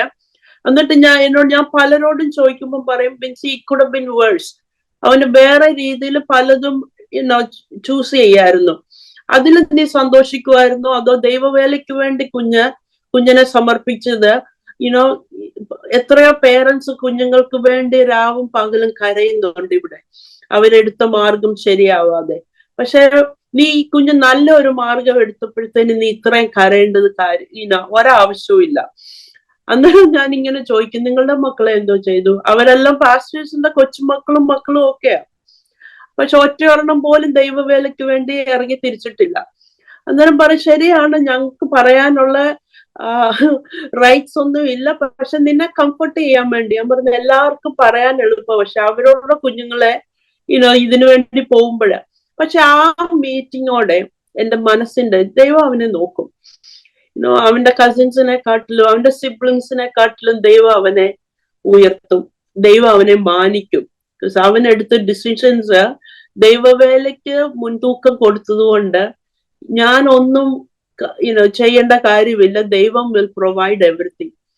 എന്നാലും ബാക്ക് ഇൻ മൈ മൈൻഡ് എന്റെ കുഞ്ഞല്ലേ, ദൈവവേലയ്ക്ക് വേണ്ടി പോയി, ജോലി ചെയ്യാൻ പറ്റത്തില്ല, എന്താണ് ഇങ്ങനത്തെയുള്ള നമ്മുടെ ഒരു പാസ്റ്റർമാരുടെ ഫാമിലി അല്ലെങ്കിൽ it's A different view about pastors.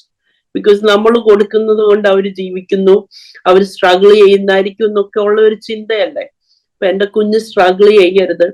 അതുകൊണ്ട് ഞാൻ ചാച്ചോട് പറയും, എന്റെ തുച്ഛമായ ഉള്ള ഒരു സേവിങ്സ് ഞാൻ പറയാം, അത് ഞാൻ ജോഷിനാണ്, നമ്മുടെ വീട് നമുക്ക് ജോഷിന് കൊടുക്കണം. അപ്പൊ എന്റെ ഇളയ പയ്യന് ഇച്ചിരി മൂപ്പ എന്നോട് പറയും, മാം നീ എല്ലാവർക്കും ജോഷിന് കൊടുത്താൽ ഞങ്ങൾ എന്തോ ചെയ്യും? ഞാൻ പറയും, നിങ്ങൾ പഠിച്ചിട്ട് നിങ്ങൾ ജോലി ചെയ്യണം. എന്നിട്ട് ഞാൻ പറയും, മമ്മി മേക്ക് ഷുവർ ജോഷുവായ നിങ്ങൾ ടേക്ക് കെയർ ചെയ്യണം. അന്നേരം അവരെന്നോട് പറയും, ഗാഡ് വിൽ ടേക്ക് കെയർ. അങ്ങനൊക്കെ ഞാൻ എന്റേതായ രീതിയിൽ ജോഷിന്റെ ഫ്യൂച്ചർ സേഫ് ആക്കാൻ നോക്കിയപ്പോഴ് ഈ ഡയഗ്നോസിസ് വരുന്നത്. The first thing came to my mind is, എന്റെ വേലയ്ക്ക് വേണ്ടി എന്റെ മുഖം നോക്കിയ ആളുടെ ഫ്യൂച്ചർ നീ ടേക്ക് കെയർ ചെയ്യാൻ നോക്കിയപ്പോഴ് നിന്റെ ഫ്യൂച്ചറിന് നിനക്ക് എന്തോ ഗ്യാരണ്ടി ഉണ്ട്. First thing came to my mind was that. ഇതാണ് ദൈവം എന്നെ ഒന്ന് പഠിപ്പിക്കുകയായിരുന്നു. എല്ലാരും പറയും അസുഖം വരുന്നതുകൊണ്ട് ദൈവത്തിന്റെ ശിക്ഷയാണ്, ദൈവം അടിച്ചതാണ്. ബട്ട് ഇൻസ്റ്റെഡ് എന്നെ ദൈവം ഓരോ ലെസൺസ് എനിക്ക് പഠിപ്പിക്കുമായിരുന്നു. അപ്പൊ ഞാൻ മനസ്സിലാക്കി, നാളെ ജീവിക്കുമെന്ന് എനിക്കറിയത്തില്ല, പക്ഷെ ദാണ്ട് ഞാൻ എന്റെ കുഞ്ഞിന്റെ ഫ്യൂച്ചർ സേഫ് ആക്കാൻ നോക്കുവാണ്. അപ്പം തന്നെ ഞാൻ ദൈവത്തോട് കരഞ്ഞപേക്ഷിച്ചിട്ട് ഞാൻ പറഞ്ഞു, ശരിയാണ്, എന്റെ അറിവില്ലായ്മ കൊണ്ട്, പിന്നെ എന്റെ ആ മദർലി സ്നേഹം കൊണ്ട് ഞാൻ ദൈവത്തിനെ ഡൗട്ട് ചെയ്തു. ജോഷുവ എടുത്ത ഡിസിഷൻസിനെ ഞാൻ റെസ്പെക്ട് ചെയ്തില്ല. ഞാൻ എന്നിട്ടും എന്റെ കൈ കൊണ്ട് കുഞ്ഞിനെ എങ്ങനെ സേഫ് ആക്കണമെന്നുള്ള ഒരു ചിന്തയായിരുന്നു. എന്നോട് ക്ഷമിക്കണമേ, അറിവില്ലാതെ ചെയ്തതാണ്, ദൈവം എന്നോട് കംപ്ലീറ്റ്ലി പൊറുക്കണമേ എന്നുള്ളത് എന്റെ നമുക്ക് ഓരോന്ന് എന്നെ ഹിറ്റ് ചെയ്യാൻ തുടങ്ങി. ഒരു വീഡിയോ പോലെ ഞാൻ എന്തെല്ലാം ദൈവത്തിനെ ഡൗട്ട് ചെയ്തോ, അല്ലെ ദൈവഹിതം ഇല്ലാതെ എന്തെല്ലാം ജീവിതത്തില് പ്രവർത്തിച്ചോ, അതെല്ലാം ഒരു വീഡിയോ പോലെ എന്റെ മുമ്പിൽ വന്ന് ഡിസ്പ്ലേ ചെയ്യാൻ തുടങ്ങി. അപ്പോഴാണ് ഞാൻ ദൈവത്തോട് കരഞ്ഞു പ്രാർത്ഥിച്ചു, ക്ഷമ ചോദിച്ചു. അറിവില്ലായ്മയില് പല രീതിയില് ഈവൻ ചിലപ്പം ജോഷുവ വിളിക്കുന്ന ഉടനെ ഞാന് തമാശ രീതി പറയും, ഭയങ്കര പാടായിരിക്കും കല്യാണം കഴിക്കാൻ, ഇനി പെമ്പിള്ളാരെ ആര് തരും, പാസ്റ്റർമാർക്ക് പെമ്പിള്ളാരെ കിട്ടാൻ പാടാ, എസ്പെഷ്യലി ഇവിടെ.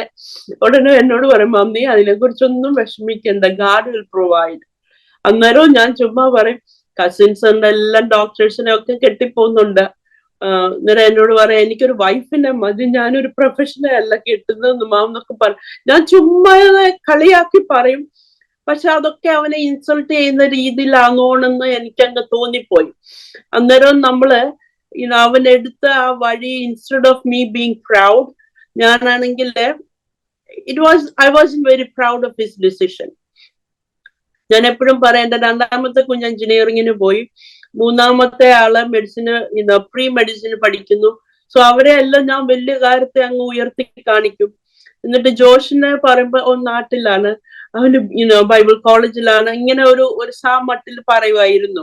അതെല്ലാം ഞാനത് വലിയ കാര്യമായിട്ട് എടുത്തില്ലെങ്കിലും അതെല്ലാം വീഡിയോയിലൂടെ എനിക്കിങ്ങനെ ഡിസ്പ്ലേ ചെയ്യുന്നത് പോലെ എവറി സിംഗിൾ സെന്റൻസ് ഞാൻ തമാശന് പറഞ്ഞാലും ദൈവത്തെ ദുഃഖിപ്പിച്ചത് ഞാൻ ചിലതൊക്കെ അങ്ങ് മറന്നും കൂടെ പോയി. ബിക്കോസ് ഞാൻ ഇച്ചിരി വർത്താനം പറയുന്ന ആളാണ്, എനിക്കിഷ്ടമാണ് വർത്താനം പറയുന്നത്.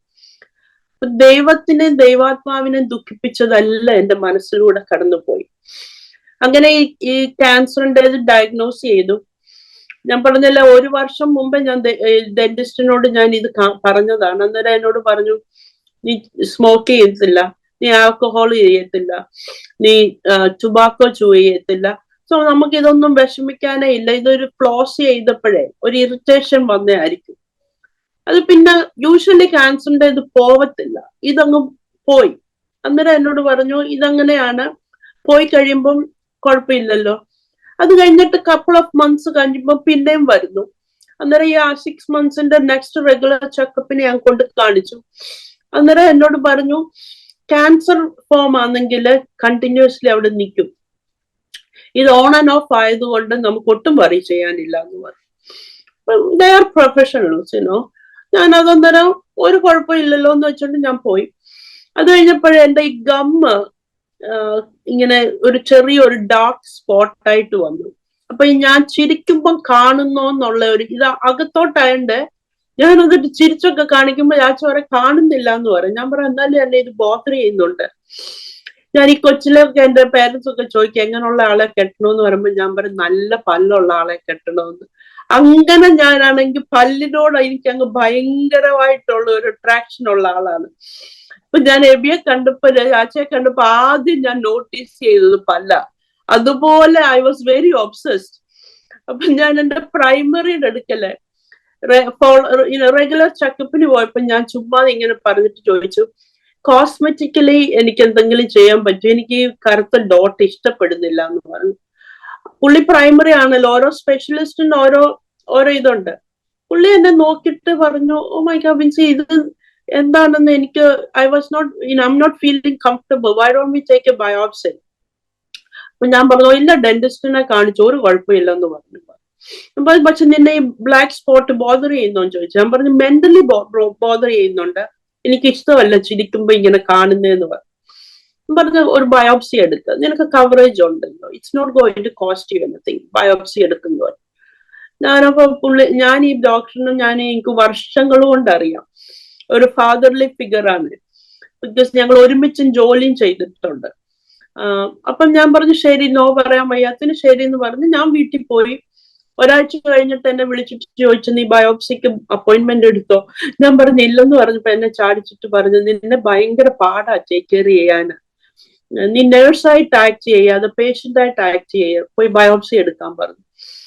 അപ്പൊ എനിക്ക് പുള്ളിക്കാരന് ഡിസപ്പോയിന്റ്മെന്റ് ചെയ്യണ്ടെന്ന് പറഞ്ഞുകൊണ്ട് ഞാൻ അപ്പോയിന്റ്മെന്റ് എടുത്തു, ബയോപ്സി എടുത്തു. ബയോപ്സിക്ക് ചാച്ച വന്നു. ബിക്കോസ് ബയോപ്സി അവർ നമ്മൊക്കെ ചെയ്യുന്നത് കൊണ്ട് എന്നിട്ട് എനിക്ക് കൂളായിട്ട് ഞാൻ ആ ബയോപ്സി രാവിലെ ചെയ്ത് ഞാൻ പിന്നെ ജോലിക്ക് പോയി, ബിക്കോസ് എനിക്ക് സ്റ്റേറ്റ് ഇൻസ്പെക്ഷൻ ഒക്കെ ഉണ്ടായത്. അത് കഴിഞ്ഞിട്ട് it takes 4 weeks to get the results. ആ സമയത്ത് യാച്ച നാട്ടിൽ പോയി പുനലൂർ കൺവെൻഷന് വേണ്ടി. അപ്പൊ എന്നോട് പറഞ്ഞു, നീ കുഞ്ഞുങ്ങളെ ആരെങ്കിലും കൂടെ കൊണ്ടുപോകണം. നമ്മൾ എന്തോ ഇല്ല, ഡോക്ടർ പറഞ്ഞില്ലേ ഒന്നുമില്ല, ഒരു കുഴപ്പമില്ല, അതുമല്ല എനിക്ക് സിംറ്റംസ് ഒന്നും ഇല്ലല്ലോ എന്ന് യാച്ചയോട് പറഞ്ഞു. ഞാൻ ചെന്നു, ഡോക്ടർ എന്നെ നോക്കിയപ്പോഴേ ഒരു ഫേസിന് ഒരു വലിയ ഹാപ്പി അല്ല. ഞാനോടത്ത് ബിസി സ്കെഡ്യൂൾ ആയിരിക്കും, ഓടി ഓടി നടക്കുമല്ലേ. എന്നിട്ട് ഞാൻ പറഞ്ഞ എന്റെ റിസൾട്ട് ഇങ്ങനെ തന്നേക്കാൻ പറഞ്ഞു. ഞാൻ പറഞ്ഞു, why don't you go and sit in A room. അപ്പൊ എന്നോട് റൂമിൽ പോയിരിക്കാൻ പറഞ്ഞു. അപ്പൊ ഞാൻ പറഞ്ഞു, എനിക്ക് തിരിച്ച് ജോലിക്ക് പോകണം, ആ റിസൾട്ട് ഇങ്ങനെ തരാൻ പറഞ്ഞു. ഞാനോടത്ത് നെഗറ്റീവ് എന്നുള്ളത് ഞാൻ 100-200% ഷുവർ നെഗറ്റീവ് ആണല്ലോ. ആ റിസൾട്ട് ഇങ്ങനെ വന്നിട്ട് എന്റെ പ്രൈമറി ഒന്ന് കാണിക്കണം, നീ എന്നെ ഒത്തിരി ബോദർ ചെയ്തില്ല, ഇതാണ്ട് നെഗറ്റീവ് ആണ്, ആ ഒരു മെന്റാലിറ്റിയോടാ. എന്നിട്ട് എന്നോട് പറഞ്ഞു മെലനോമായ. അപ്പൊ ഞാനിങ്ങനെ ഒന്നും കൂടെ മുഖത്തോട്ട് നോക്കിയിട്ട് ചോദിച്ചു, മെലനോമായോ? ഞാൻ പറഞ്ഞു, അത് നമ്മൾ ഈ കളർ സ്കിൻ ആൾക്കാർക്ക് വരത്തില്ല. ഞാൻ പറഞ്ഞു, അൺഫോർച്ചുനേറ്റ്ലി മെലനോമ കളേർഡ് സ്കിൻ ആൾക്കാർക്ക് വരുത്തുമില്ല, മൗത്തിൽ വെരി റെയർ ആയിട്ടേ വരുത്തുള്ളൂ, പക്ഷെ അതാണെന്ന് പറഞ്ഞു. എനിക്ക് തോന്നുന്നു ഞാൻ ആ ഭൂമി പിളർന്ന് താഴോട്ട് പോകുന്ന പോലെ മെന്റലി ഒരു റോളർ കോസ്റ്റർ ഉണ്ടല്ലോ. ഞാൻ എന്നിട്ടും എനിക്കങ്ങ് ഇരിക്കണോ എണ്ണിക്കണോ പോവണോ എന്താണെന്ന് അറിയത്തില്ല. ഓബിയസ്ലി എനിക്ക് എണ്ണിച്ച് വീട്ടിൽ പോകണം. ഞാൻ ഇപ്പോഴും എനിക്ക് ചിന്തിച്ചിട്ട് ഞാൻ എങ്ങനെ അവിടുന്ന് നടന്ന് ഓബിയസ്ലി സ്റ്റാർട്ടഡ് ക്രൈങ്. ഇപ്പോഴത്തന്നെ പുള്ളി എന്നെ ഹഗ് ചെയ്യും, ഒരു നഴ്സ് വന്നിട്ട് എനിക്ക് ടിഷ്യൂ തരുന്നു, അവരെന്നെ കംഫർട്ട് ചെയ്യാൻ നോക്കുന്നുണ്ട്. പക്ഷെ എനിക്ക് അതൊന്നും പറ്റുന്നില്ല, എനിക്ക് വീട്ടിൽ തിരിച്ചു ചെല്ലണം. They took me to the car. They walked me down to the car. ഞാൻ ഡ്രൈവ് ചെയ്തിട്ടൊന്നും തൊട്ടടുത്ത ഡ്രൈവ് ചെയ്തിട്ടൊന്നും വീട്ടിൽ ചെല്ലുന്നില്ല. അത് കഴിഞ്ഞ് കുറച്ച് നോക്കിയപ്പോ ഞാൻ 1-way സ്ട്രീറ്റിലൂടെ ഓപ്പോസിറ്റ് ഡയറക്ഷനിൽ ഡ്രൈവ് ചെയ്യുക. അതുപോലെ I was become mentally unstable. അത് കഴിഞ്ഞ് ഞാൻ പുൾ ഓവർ ചെയ്തു. ഞാൻ എന്റെ സിസ്റ്ററിനെ വിളിച്ചു, മൂത്ത സിസ്റ്റർ ന്യൂയോർക്കിലുണ്ട്. പറഞ്ഞു, ബിനുമാമേ, അവരോടൊന്നും ഞാൻ ബയോപ്സിക്ക് പോവാന്നൊന്നും ഇങ്ങനെയുള്ള ഒന്നും പറഞ്ഞില്ല, ബിക്കോസ് ഒന്നും ഇല്ലല്ലോ. ഞാൻ പറഞ്ഞു, ബിനാമ ഇങ്ങനെ ബയോപ്സിയുടെ റിസൾട്ട് വന്നു. അപ്പം ചേച്ചി ചോദിച്ചു, ബയോപ്സിയുടെ റിസൾട്ട്, അതിന് എന്തോ ബയോപ്സിയാ? അന്നേരം I am the strongest one in the family, especially നേഴ്സും കൂടെ ആയതുകൊണ്ട്. വേറെ ആരും നേഴ്സ് അല്ല, എല്ലാം കമ്പ്യൂട്ടർ എഞ്ചിനീയേഴ്സും അങ്ങനത്തെ ടൈപ്പ് ആയതുകൊണ്ട് അവർക്ക് അസുഖമുള്ളതെല്ലാം എന്നെ വിളിച്ചാ പറയുന്നത്. എനിക്കൊട്ട് അസുഖം വരുത്തുമില്ല. എന്നിട്ട് എന്നോട് ഷീ വാസ് ഷോക്ക്ഡ്. ഞാൻ പറഞ്ഞു, ക്യാൻസർ ആന്ന് പറഞ്ഞു. എന്തോ എന്നോട് പറഞ്ഞു, മീൻസ് കളി പറയാതെ എന്തുവാ നീ സത്യം പറയാൻ പറഞ്ഞു. ഞാൻ പറഞ്ഞു, ഇല്ല ബിനുമാമേ. ഞാൻ എക്സ്പ്ലെയിൻ ചെയ്യേണ്ടി വന്നു കാര്യമായിട്ട്. അന്നേരം പറഞ്ഞു, പിന്നെ ബിനുമാമയെ കരയാൻ തുടങ്ങി. എന്നിട്ട് ഞാൻ പറഞ്ഞു, എനിക്ക് വഴി കണ്ടുപിടിക്കാൻ പറ്റുന്നില്ല എന്ന് പറഞ്ഞു. അപ്പൊ എന്നെ ഫേസ് ടൈം ചെയ്ത് എന്നെ ഡയറക്റ്റ് ചെയ്ത് വീട്ടിൽ കൊണ്ടുവന്നു. വീട്ടിൽ കൊണ്ടുവന്നപ്പോ എനിക്ക് ആരോട് ഷെയർ ചെയ്യാൻ പറ്റുന്നില്ല. ചാച്ച പുനലൂർ കൺവെൻഷന് വേണ്ടി പോയേക്കുവാ, ജോഷോ നാട്ടിലാ, ഒരാള് കോളേജില്, രണ്ടാമത്തെ ആള് കോളേജില്, മൂന്നാമത്തെ ആള് കോളേജിലാണെങ്കിലും വീട്ടിൽ നിന്നാ പഠിക്കുന്നത്. പിന്നെ ഇളയത് കൊച്ചു കുഞ്ഞ, അവരെല്ലാം സ്കൂളിൽ പോയേക്കുവാ. the loneliness hits you എന്ന് പറഞ്ഞാല് ഒരു 1000 times. ബിക്കോസ് ആരും ഇല്ല വീട്ടിലൊന്ന് പറയാന്. ഞാനിങ്ങനെ ഈ പിന്നെയും ഇത് വായിക്കുക, ഇത് എങ്ങനെ സംഭവിച്ചു എന്നുള്ളത്. രാത്രി ആയിട്ട് ഞാനിങ്ങനെ ചാച്ചയ്ക്ക് ടെക്സ്റ്റ് മെസ്സേജ് അയച്ചു, എണ്ണിക്കുന്നുടനെ എന്നെ തിരിച്ചു വിളിക്കണമെന്ന്. അങ്ങനെ ഞാൻ ദൈവസന്നിധിയില് സത്യം പറഞ്ഞാൽ എനിക്ക് ആദ്യം നമുക്ക് ഡിനായൽ ആവുന്നല്ലോ, പിന്നെ അങ്ങ് ആങ്കർ ആവും, ഇതെങ്ങനെ എനിക്ക് സംഭവിച്ചു എന്നുള്ള ഇതില്. ഞാൻ എന്നിട്ട് ഡെന്റിസ്റ്റിനെ വിളിച്ചിട്ട് പറഞ്ഞപ്പം ഹി വാസ് ഓൾസോ ഷോക്ക്ഡ്. അപ്പോഴത്തേന് രാജ പറഞ്ഞു, ഞാൻ ടിക്കറ്റ് മാറ്റാം. ഞാൻ പറഞ്ഞു, വേണ്ട, ടിക്കറ്റ് ഒന്നും മാറ്റണ്ട, സമയത്ത് വന്നാൽ മതി. പിന്നെ എന്റെ ചേച്ചിയെ വിളിച്ചിട്ട് പറഞ്ഞു, ബിൻസി ഞാൻ ബൈബിൾ എടുത്ത് വായിച്ചപ്പോഴേ ചേച്ചി സ്പിരിച്വലി ഞങ്ങളുടെ വീട്ടിലേക്ക് ഏറ്റവും സ്പിരിച്വൽ ആയിട്ടുള്ള ഒരു പേഴ്സണ്. പറഞ്ഞു, this is not to make you but this is not to break you but to make you, നീ വിഷമിക്കണ്ട. അങ്ങനെ ആണെങ്കിലും നമുക്ക് മനസ്സിന്, എനിക്ക് രാത്രി കാലങ്ങളിൽ ഉറങ്ങാൻ പറ്റത്തില്ല. എനിക്കങ്ങ് എന്റെ കുഞ്ഞുങ്ങളെ ഓർമ്മ, ആരും ഒരു സ്ഥാനത്ത് എത്തിയിട്ടില്ല. എന്റെ ഇളയ കുഞ്ഞിന് അന്ന് 11 വയസ്സേ ഉള്ളൂ. ഞാൻ അന്ന് എനിക്ക് എവറി സിംഗിൾ ഡേ കരച്ചിലിൽ തുടങ്ങിയിട്ട് then I started screaming, then I started questioning God, again. ഞാൻ ഇതെല്ലാം പിന്നെ യൂഷ്വലി ആർക്കും ഒരു ദോഷവും ചെയ്യാതെ ഞാൻ ഒരു സൈഡിൽ കൂടെ പോകുന്ന ഒരാളെ എനിക്കിത് എന്തുകൊണ്ട് പറ്റി എന്നുള്ള ഇത്. അപ്പോഴത്തേന് എന്റെ പ്രൈമറി വിളിച്ചിട്ട് പറഞ്ഞു, നീ വിഷമിക്കണ്ട, ഞാൻ എന്റെ ടീമിനെ അറിയിച്ചിട്ടുണ്ട്, ഉടനെ തന്നെ സ്കെഡ്യൂൾ തരും. ഈ കോവിഡ് ടൈം റൈറ്റ് പാസ് ആയതുകൊണ്ട് ഒത്തിരി ബാക്കപ്പ് ആയിരുന്നു ഇവിടെ അപ്പോയിന്റ്മെന്റ് ഒക്കെ കിട്ടാൻ. എല്ലാം എക്സ്പെഡൈറ്റ് ചെയ്ത് എളുപ്പം ബാക്കപ്പ് ഒന്നും ഞാൻ അവിടെ ജോലി ചെയ്തതും കൂടെ ആയതുകൊണ്ട് എന്റെ ഡോക്ടേഴ്സ് ഒക്കെ റെക്കമെൻഡ് ചെയ്ത് എനിക്ക് ഉടനെ അപ്പോയിന്റ്മെന്റ് കിട്ടി. ചാച്ച വന്നു, ഞങ്ങൾ രണ്ടും കൂടെ പോയി. ഉടനെ ഹെഡ് ആൻഡ് നെക്ക് സർജനെയും ഓൺകോളജിസ്റ്റിനെയാ കാണണ്ടേ. അവര് നോക്കിയിട്ട് പറഞ്ഞു, ഓ ഇത് വിഷമിക്കണ്ട, ഇത് നമ്മൾ നേരത്തെ കണ്ടുപിടിച്ചു, ഇത് ചെറിയൊരു പ്രൊസീജിയറും കൊണ്ട് നമുക്ക് ഫിനിഷ് ആക്കാവുന്ന പറഞ്ഞു. അപ്പൊ എന്റെ ആ വിഷമങ്ങളൊക്കെ ഒന്ന് കാം ഡൗൺ ആയി. എന്നിട്ട് ഞാൻ പറഞ്ഞിങ്ങനെ എന്നോട് ജോക്ക് അറൗണ്ട് ചെയ്തിട്ട് പറഞ്ഞു, എല്ലാവരുടെയും വിചാരം ക്യാൻസർ വന്ന ഉടനെ അങ്ങ് മരിച്ചു പോകുന്ന, ഇതാണ് മെലനോമായ, ഒരു സർജറി ഉള്ളു, നിനക്കൊന്നും വിഷമിക്കാനില്ല, ഞങ്ങളെല്ലാം ഉണ്ടല്ലോ. സോ ഞാൻ അന്നാണ് ഈ റിസൾട്ട് കിട്ടിയ പിന്നെ അന്ന് രാത്രിയിലാണ് ഞാനൊന്ന് ശരിക്കും ഉറങ്ങിയത്. എല്ലാം ഓക്കെ ആന്ന് പറഞ്ഞു. സോ ഫസ്റ്റ് സർജറിക്ക് എളുപ്പം അവർ എക്സ്പെഡൈറ്റ് ചെയ്ത് ഒരാഴ്ചയ്ക്കാകും ആദ്യത്തെ സർജറി. സോ ആദ്യത്തെ സർജറി എന്ന് പറഞ്ഞാൽ അവര് എന്റെ ഈ നമ്മുടെ വായിക്കകത്തെ ദശയും സ്കിന്നും എല്ലാം റിമൂവ് ചെയ്തു. സോ ബോൺ മാത്രം. അതിവേദന എന്ന് പറഞ്ഞാൽ അതിവേദന, മൗത്ത് അല്ലേ. അപ്പം അവരെനിക്ക് മോർഫിൻ, പെയിൻ മെഡിക്കേഷൻസ് ഒക്കെ തന്നു. നമുക്ക് ഉമിനീര് പോലും ഇറക്കാൻ പറ്റത്തില്ല. മൗത്ത് മൊത്തം സ്കിൻ ബോൺ ഫീൽ ചെയ്യുക. ഈ നാക്ക് ചെന്ന് ബോണേലും അവിടെയൊക്കെ ഇരിക്കുമ്പോഴത്തേനും നമുക്ക് നല്ലോണം വേദന. കഴിക്കാൻ പറ്റത്തില്ല, ബിക്കോസ് ഇറക്കാൻ പറ്റത്തില്ല, അതുപോലെ വേദന. അങ്ങനെ ഞങ്ങള് അപ്പൊ അവര് ഈ ആദ്യത്തെ സർജറിയിൽ അവര് പിന്നെയും ഈ മാർജിൻ ക്ലിയർ എന്ന് പറഞ്ഞ ഇതുണ്ട് മെലനോമയുടേത്. ഇങ്ങനെ ഒരു സ്പോട്ട് വരുവാണെങ്കിൽ ആ സ്പോട്ട് റിമൂവ് ചെയ്തിട്ട് ഇച്ചിരി കൂടെ എടുക്കും, അന്നേരം അത് ക്ലിയർ ആവുകയാണെങ്കിൽ പിന്നെ ഫ്രീ ഓഫ് ക്യാൻസർ എന്ന്. അപ്പൊ അവര് ബയോപ്സിക്ക് അയച്ചു. അപ്പം എല്ലാം ഓക്കെ ആയിട്ട് പോയി, സർജറി ഓക്കെ ആയിട്ട് പോയി. ഓബിയസ്ലി വേദനയുണ്ട്. സർജറി ഓക്കെ ആയിട്ട് പോയി. ഞങ്ങൾ അടുത്ത ആഫ്റ്റർ ഒരു വീക്ക് കഴിഞ്ഞിട്ട് ചെന്നപ്പം ഈ എൻത്യൂസിയാസം ഒക്കെ ഈ ഡോക്ടേഴ്സിന് കാണുന്നില്ല. അതിന് ഒരു ഡോക്ടറിന് പകരം 3 ഡോക്ടേഴ്സ് വന്നു, റൂം ഫുൾ ഓഫ് പീപ്പിൾ. അപ്പൊ ഞാൻ വിചാരിച്ചു അവര് പറയാനായിരിക്കും, ഗുഡ് ന്യൂസ് ഷെയർ ചെയ്യാനായിരിക്കും എന്നുള്ള ഇതില് ഞാൻ വലിയ കാര്യമായിട്ട് അവർ വന്നപ്പോഴേ തമാശ ഒക്കെ അടിച്ചിങ്ങനെ ഇരിക്കുക. പക്ഷെ അവരൊന്നും വലിയ ഒരു കാര്യം കാണിക്കുന്നില്ല. അപ്പൊ ഞങ്ങളോട് ന്യൂസ് ഡെലിവറി ചെയ്തു, ഇത് ഞങ്ങൾ വിചാരിച്ചതുപോലെയല്ല, ഫാസ്റ്റ് ആയിട്ട് സ്പ്രെഡ് ചെയ്യുന്നു, അഗ്രസീവ് നേച്ചർ ഓഫ് ക്യാൻസർ ആണ്. ഇത് ബോണിൽ ഓൾറെഡി ഇത് ചെയ്തു, ചിലപ്പോൾ അത് ബ്രെയിനിലോട്ടും പോയിട്ടുണ്ട്.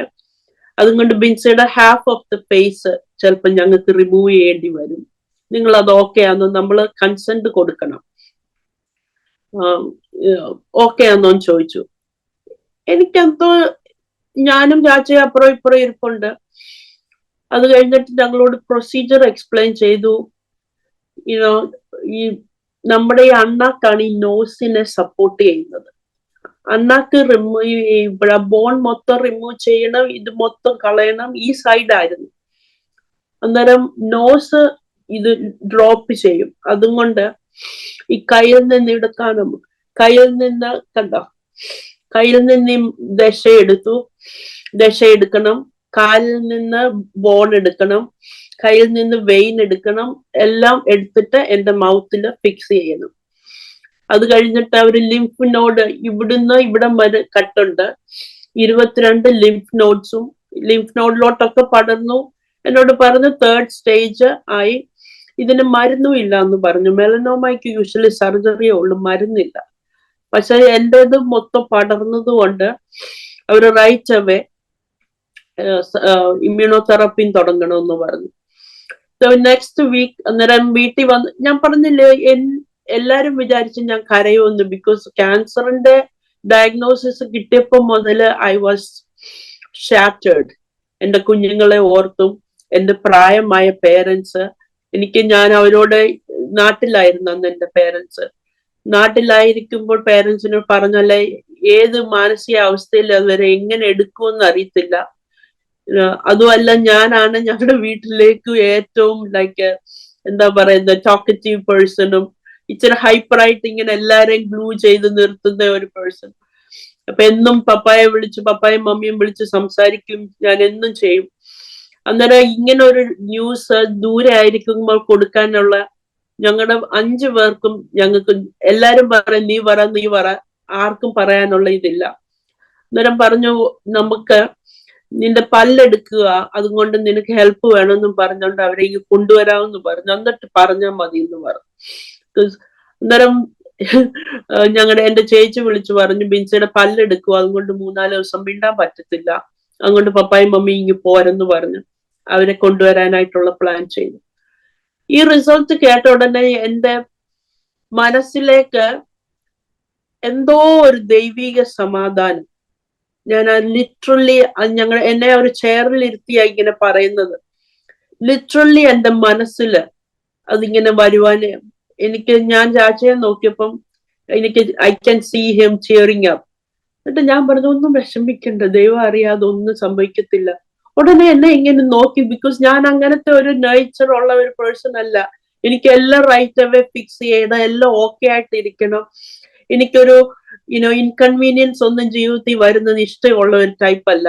എനിക്കെല്ലാം ഓർഗനൈസ് ചെയ്ത രീതിയിൽ പോകണം, അങ്ങനത്തെ ഒരു പേഴ്സണാ. അതും ഞാൻ അങ്ങ് ഭയങ്കര ഓർഗനൈസ് ചെയ്യുന്ന ഒരാളുവാ. 10 വർഷം കഴിഞ്ഞ് എന്ത് ചെയ്യണമെന്നൊക്കെ ഉള്ള അങ്ങനത്തെ ഒരു ടൈപ്പ് ഓഫ് പേഴ്സണാ. അപ്പൊ എന്നെ ചാച്ച ഇങ്ങനെ നോക്കി. എന്നിട്ട് പുള്ളി അങ്ങ് ക്വയറ്റ് ആയി. Then they started talking to him. എന്നോട് അത്രയ്ക്ക് ഡീറ്റെയിൽ ആയിട്ട് പറയണ്ടെന്ന് വെച്ചിട്ടേ. അത് കഴിഞ്ഞപ്പോ ഞങ്ങൾ വെളിയിൽ ഇറങ്ങിയ ഉടനെ എല്ലാരും ഈ ന്യൂസ് അറിയാന് ഓക്കെ ആന്നുള്ള ന്യൂസ് അറിയാൻ വേണ്ടി ഇരിക്കുവല്ലേ. അപ്പൊ എന്റെ ചേച്ചിയെ വിളിച്ചിട്ട് ചാച്ച മാറി എന്നിട്ട് പറഞ്ഞു, നിങ്ങളെല്ലാം അവളെ കാണാൻ വരണം. അവളുടെ ഫേസ് ഇനി നോർമൽ ആയിരിക്കത്തില്ല, she's going to lose half of her face. അതുകൊണ്ട് അടുത്ത ബുധനാഴ്ച, ഇതൊരു ബുധനാഴ്ചയാണ്, അടുത്ത ബുധനാഴ്ച സർജറിയാണ്.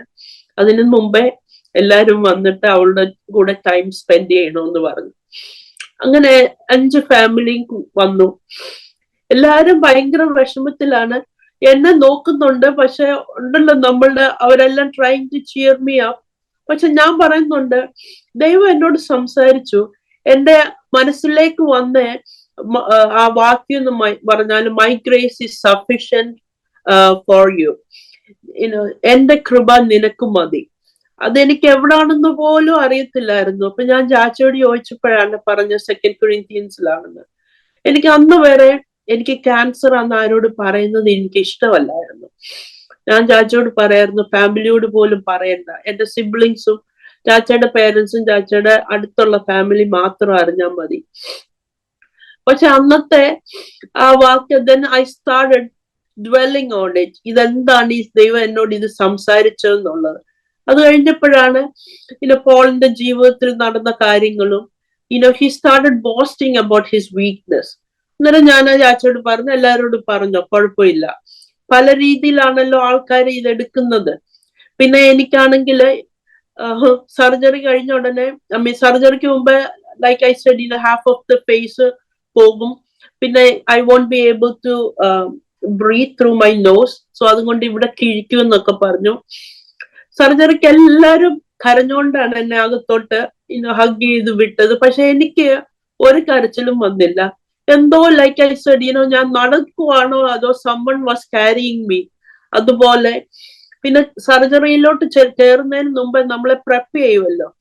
ആ നേഴ്സ് ആണെങ്കിൽ വന്നിട്ട് എന്നെ ഫാമിലിയെക്കാട്ടി കൂടുതൽ അങ്ങ് കരയുക. പിന്നെ അവളുടെ ഫാദർ ഇത് ഗോ ത്രൂ ചെയ്തു. It's going to be a long road.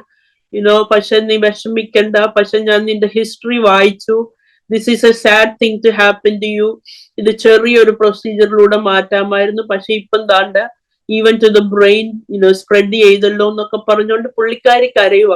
ഞാൻ പറഞ്ഞു വിഷമിക്കണ്ട, ഞാൻ നല്ലതായിട്ട് തിരിച്ചു വരും, നിങ്ങളൊന്നും വിഷമിക്കണ്ട.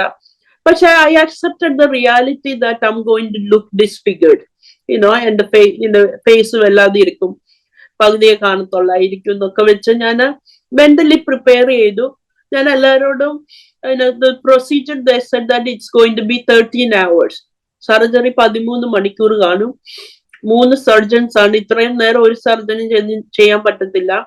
അതുമല്ല നമ്മുടെ വായിലാണെങ്കിലും പല സ്പെഷ്യലിസ്റ്റ് വേണം. ക്യാൻസർ സ്പെഷ്യലിസ്റ്റ്, ഓൺകോളജിസ്റ്റ് വേണം, ഹെഡ് ആൻഡ് നെക്ക് സർജൻ വേണം, പിന്നെ ബാക്കപ്പ് സർജൻ വേണം, because it's A general surgery as well. പിന്നെ കാലിൽ നിന്ന് എടുക്കണം, കയ്യിൽ നിന്ന് എടുക്കണം. So it's A huge procedure. So ഞാൻ സർജറി രാവിലെ 5:30 AM ചെന്നു. 6 o'clock പ്രെപ്പ് ചെയ്ത് നമ്മളെ OR കൊണ്ടുപോയി.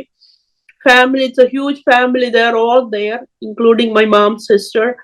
They're all in New York. They came. അവരെല്ലാം വെളിയിൽ നിന്ന് പ്രാർത്ഥിക്കുന്നുണ്ട്, ഇവരോട് ചോദിക്കുന്നുണ്ട് എങ്ങനെയുണ്ടെന്ന്.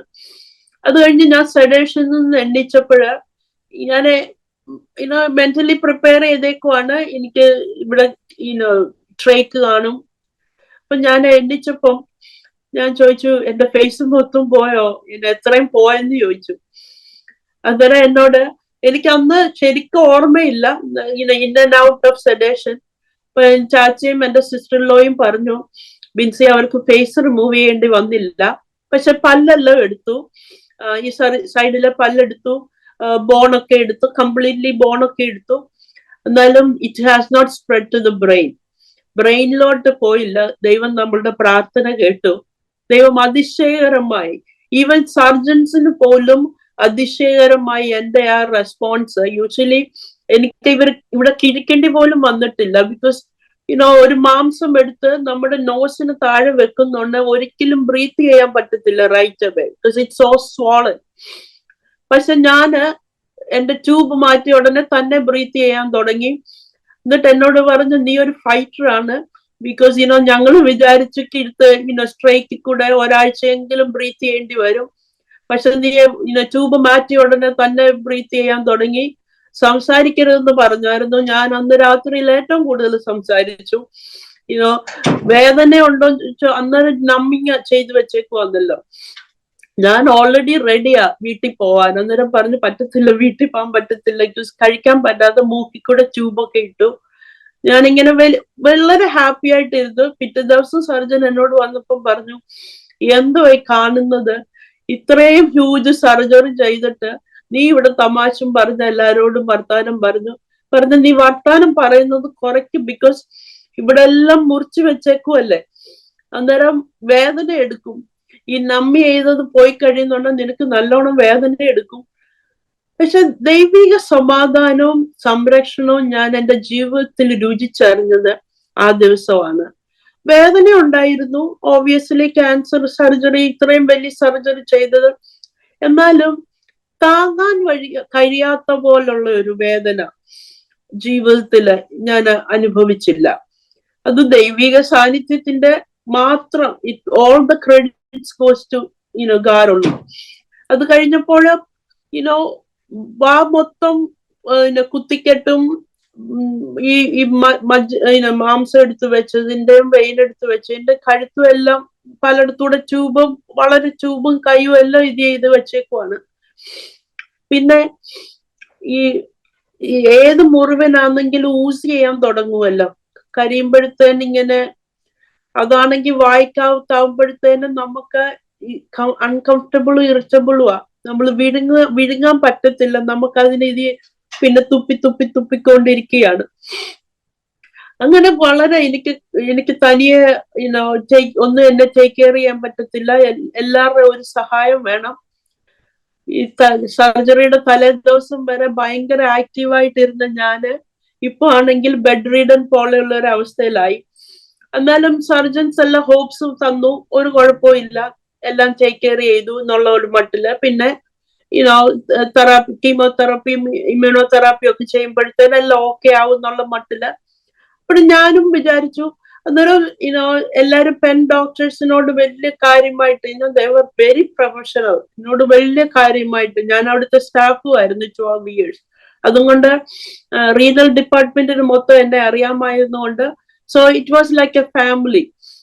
എല്ലാരും വന്ന് ജോക്ക് അറൗണ്ട് ചെയ്യുകയും ഒത്തിരി സ്നേഹത്തോടെ ഇടപെട്ടു. സോ പിറ്റേ ആഴ്ച എവറി വീക്ക് ഫോളോ അപ്പ് ചെയ്യണം. പിറ്റേ ആഴ്ച ഞാൻ അതിനോടൊക്കെ എനിക്ക് ഓൾറെഡി 2 sessions ഓഫ് ഇമ്മ്യൂണോതെറാപ്പി തന്നു. 3rd ഞങ്ങൾ ചെന്ന ഉടനെ റൈറ്റ് അവേ എല്ലാ തെറാപ്പിക്കും മുമ്പേ നമ്മുടെ ലിവർ ഫങ്ഷൻ ടെസ്റ്റ് ചെയ്യും. ബിക്കോസ് ഇതിന് ലിവർ നമ്മുടെ എല്ലാ മെഡിക്കേഷൻസും പ്രോസസ് ചെയ്യുന്നത്. അതോടെ എന്നോട് പറഞ്ഞു, ബിൻസി നിന്റെ ലിവർ ഫെയിലിയർ ആയി. ഞാൻ പറഞ്ഞു, എന്റെ ലിവർ എങ്ങനെ ഫെയിലിയർ ആയി? എനിക്കൊരു കുഴപ്പവും ഇല്ല. Unfortunately we cannot treat U anymore because your liver fail ചെയ്തതുകൊണ്ട്. എനിക്കങ്ങ് ഭയങ്കര ഡിസപ്പോയിന്റ്മെന്റ് വന്നു. എനിക്ക് ക്യാൻസർ ഉണ്ട് ഇപ്പം, അതുകൊണ്ട് അതിന്റെ കൂടെ ലിവർ ഫെയിലിയറും കൂടെ. അതും എങ്ങനെ പറയണോന്ന് എനിക്കറിയത്തില്ല. അതുപോലെ ഞാനപ്പം ദൈവത്തോട് ചോദിച്ചു, ദൈവമേ പരീക്ഷയ്ക്ക് അപ്പുറം പിന്നെയും പരീക്ഷ,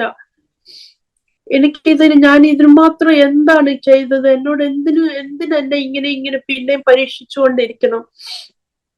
ഉടനെ എന്നോട് ദൈവം സംസാരിച്ചു, ദൈവത്തിന്റെ മഹത്വം ആർക്കും വിട്ടുകൊടുക്കുകയില്ല. ഒരു മിനിറ്റ് അല്ല, ഒരു സെക്കൻഡ്സ് ദൈവത്തിൽ നിന്ന് നമ്മൾ ഒന്ന് മാറി വേറെ ഒരാൾക്ക് ഒരു പ്രൈസ് പോകുന്നു എന്ന് നമ്മൾ ചിന്തിക്കുമ്പോഴത്തേന് ദൈവം അവിടെ പ്രവർത്തിക്കും. ഞാൻ വലിയ കാര്യത്തെ പെൻ ഡോക്ടേഴ്സ് എന്നെ ഹീൽ ചെയ്തു. ദേ ടുക്ക് കെയർ ഓഫ് മീ. ഇത്രയും വലിയ സർജറിയിൽ കൂടെ പോയിട്ട് ഞാൻ നല്ല ഇതായിട്ട് ഇറങ്ങി വന്നു. അങ്ങനൊക്കെ ഞാൻ ആൾക്കാരോട് പറയുന്നത്, ദൈവത്തിന് ഒരു സ്റ്റോപ്പ് അവിടെ വെക്കണമായിരുന്നു.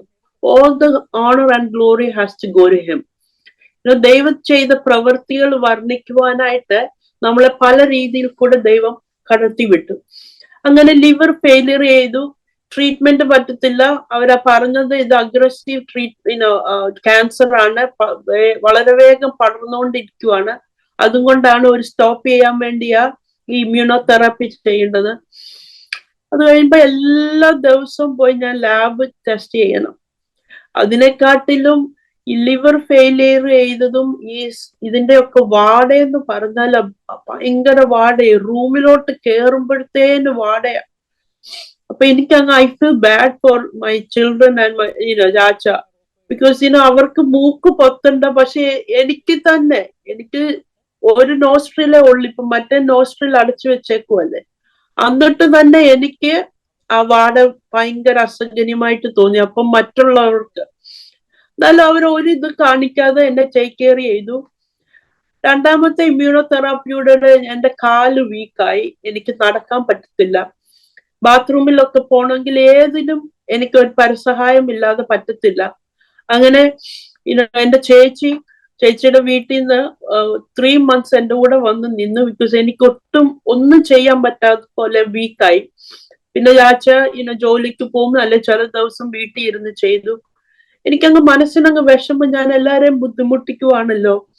അത് ഞാൻ നല്ല ഹൈറ്റും ചോളും വെയിറ്റും ഉള്ള ഒരാളാണ്. ഭയങ്കര പാടാണ് എന്നെ പിടിച്ചുകൊണ്ട് പോവാനും ഒക്കെ.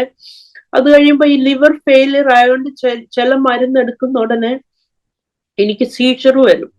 സീച്ചർ വന്നാൽ പിടിച്ചു നിർത്താൻ ഭയങ്കര പാടായി. എന്നെ എടുത്തിട്ട് കൊടയും. ഒരു ദിവസം ആണെങ്കിൽ ലിറ്ററലി ചാച്ച വിചാരിച്ചു ഞാൻ മരിച്ചു പോയത്. അതുപോലെ സീച്ചർ വന്ന് എന്റെ കണ്ണൊക്കെ പുറകോട്ട് പോയി. എനിക്ക് കേൾക്കാൻ ചാച്ച പറയുന്ന ബിൻസി സ്റ്റേ വിത്ത് മീ എന്ന് പറഞ്ഞുകൊണ്ട് എന്നെ ഇങ്ങനെ മുഖത്ത് അടിക്കുന്നുണ്ട്. പക്ഷെ എനിക്ക് റെസ്പോണ്ട് ചെയ്യണമെന്നുണ്ട്. ചാച്ച ഞാനിങ്ങനെ അൺകോൺഷ്യസ് ആവുക, but I will be back, സീച്ചർ ആണെന്നുള്ളത്. പക്ഷെ എനിക്ക് നാക്ക് പൊക്കാൻ പറ്റത്തില്ല, നാക്ക് അനങ്ങാൻ പറ്റത്തില്ല. അത് ഇങ്ങനെ ഒരു 10 minutes ഈ സീച്ചർ എപ്പിസോഡ് വന്നു കഴിഞ്ഞ് ദൈവം എന്നെ അതിൽ നിന്നും വിടുവിച്ചു. ഞാൻ ആ ബാത്റൂമിൽ നിന്നപ്പോഴായി സീച്ചർ എപ്പിസോഡ് വന്നത്. അവിടെ മറിഞ്ഞു വീണിരുന്നെങ്കിൽ it could have been worse. ഞാൻ ഇറങ്ങി വന്ന് നാക്ക് കടിച്ചിരുന്നെങ്കിൽ പലവിധമായത്. പക്ഷെ അവിടെയൊക്കെയും ദൈവം എന്നെ കരങ്ങളിൽ താങ്ങി. The moral of the story is, എനിക്കാണെങ്കിൽ ഒരു സാധാരണക്കാരിയുടെ കൂട്ട് ചാച്ചയെ സപ്പോർട്ട് ചെയ്യുന്നതിലൊക്കെ താല്പര്യമുണ്ട്. എന്നാലും ജോലി ചെയ്തുകൊണ്ട് ഒരു കംഫർട്ട് സോണില് ഇങ്ങനെ പോകണമെന്നായിരുന്നു. പക്ഷെ ദൈവത്തിന്റെ ഉദ്ദേശം അതല്ലായിരുന്നു. ദൈവം എന്നെ സ്നേഹിക്കുന്നത് കൊണ്ട് എന്റെ ആത്മാവ് നഷ്ടപ്പെടുവാൻ അവൻ സമ്മതിക്കുകയില്ല.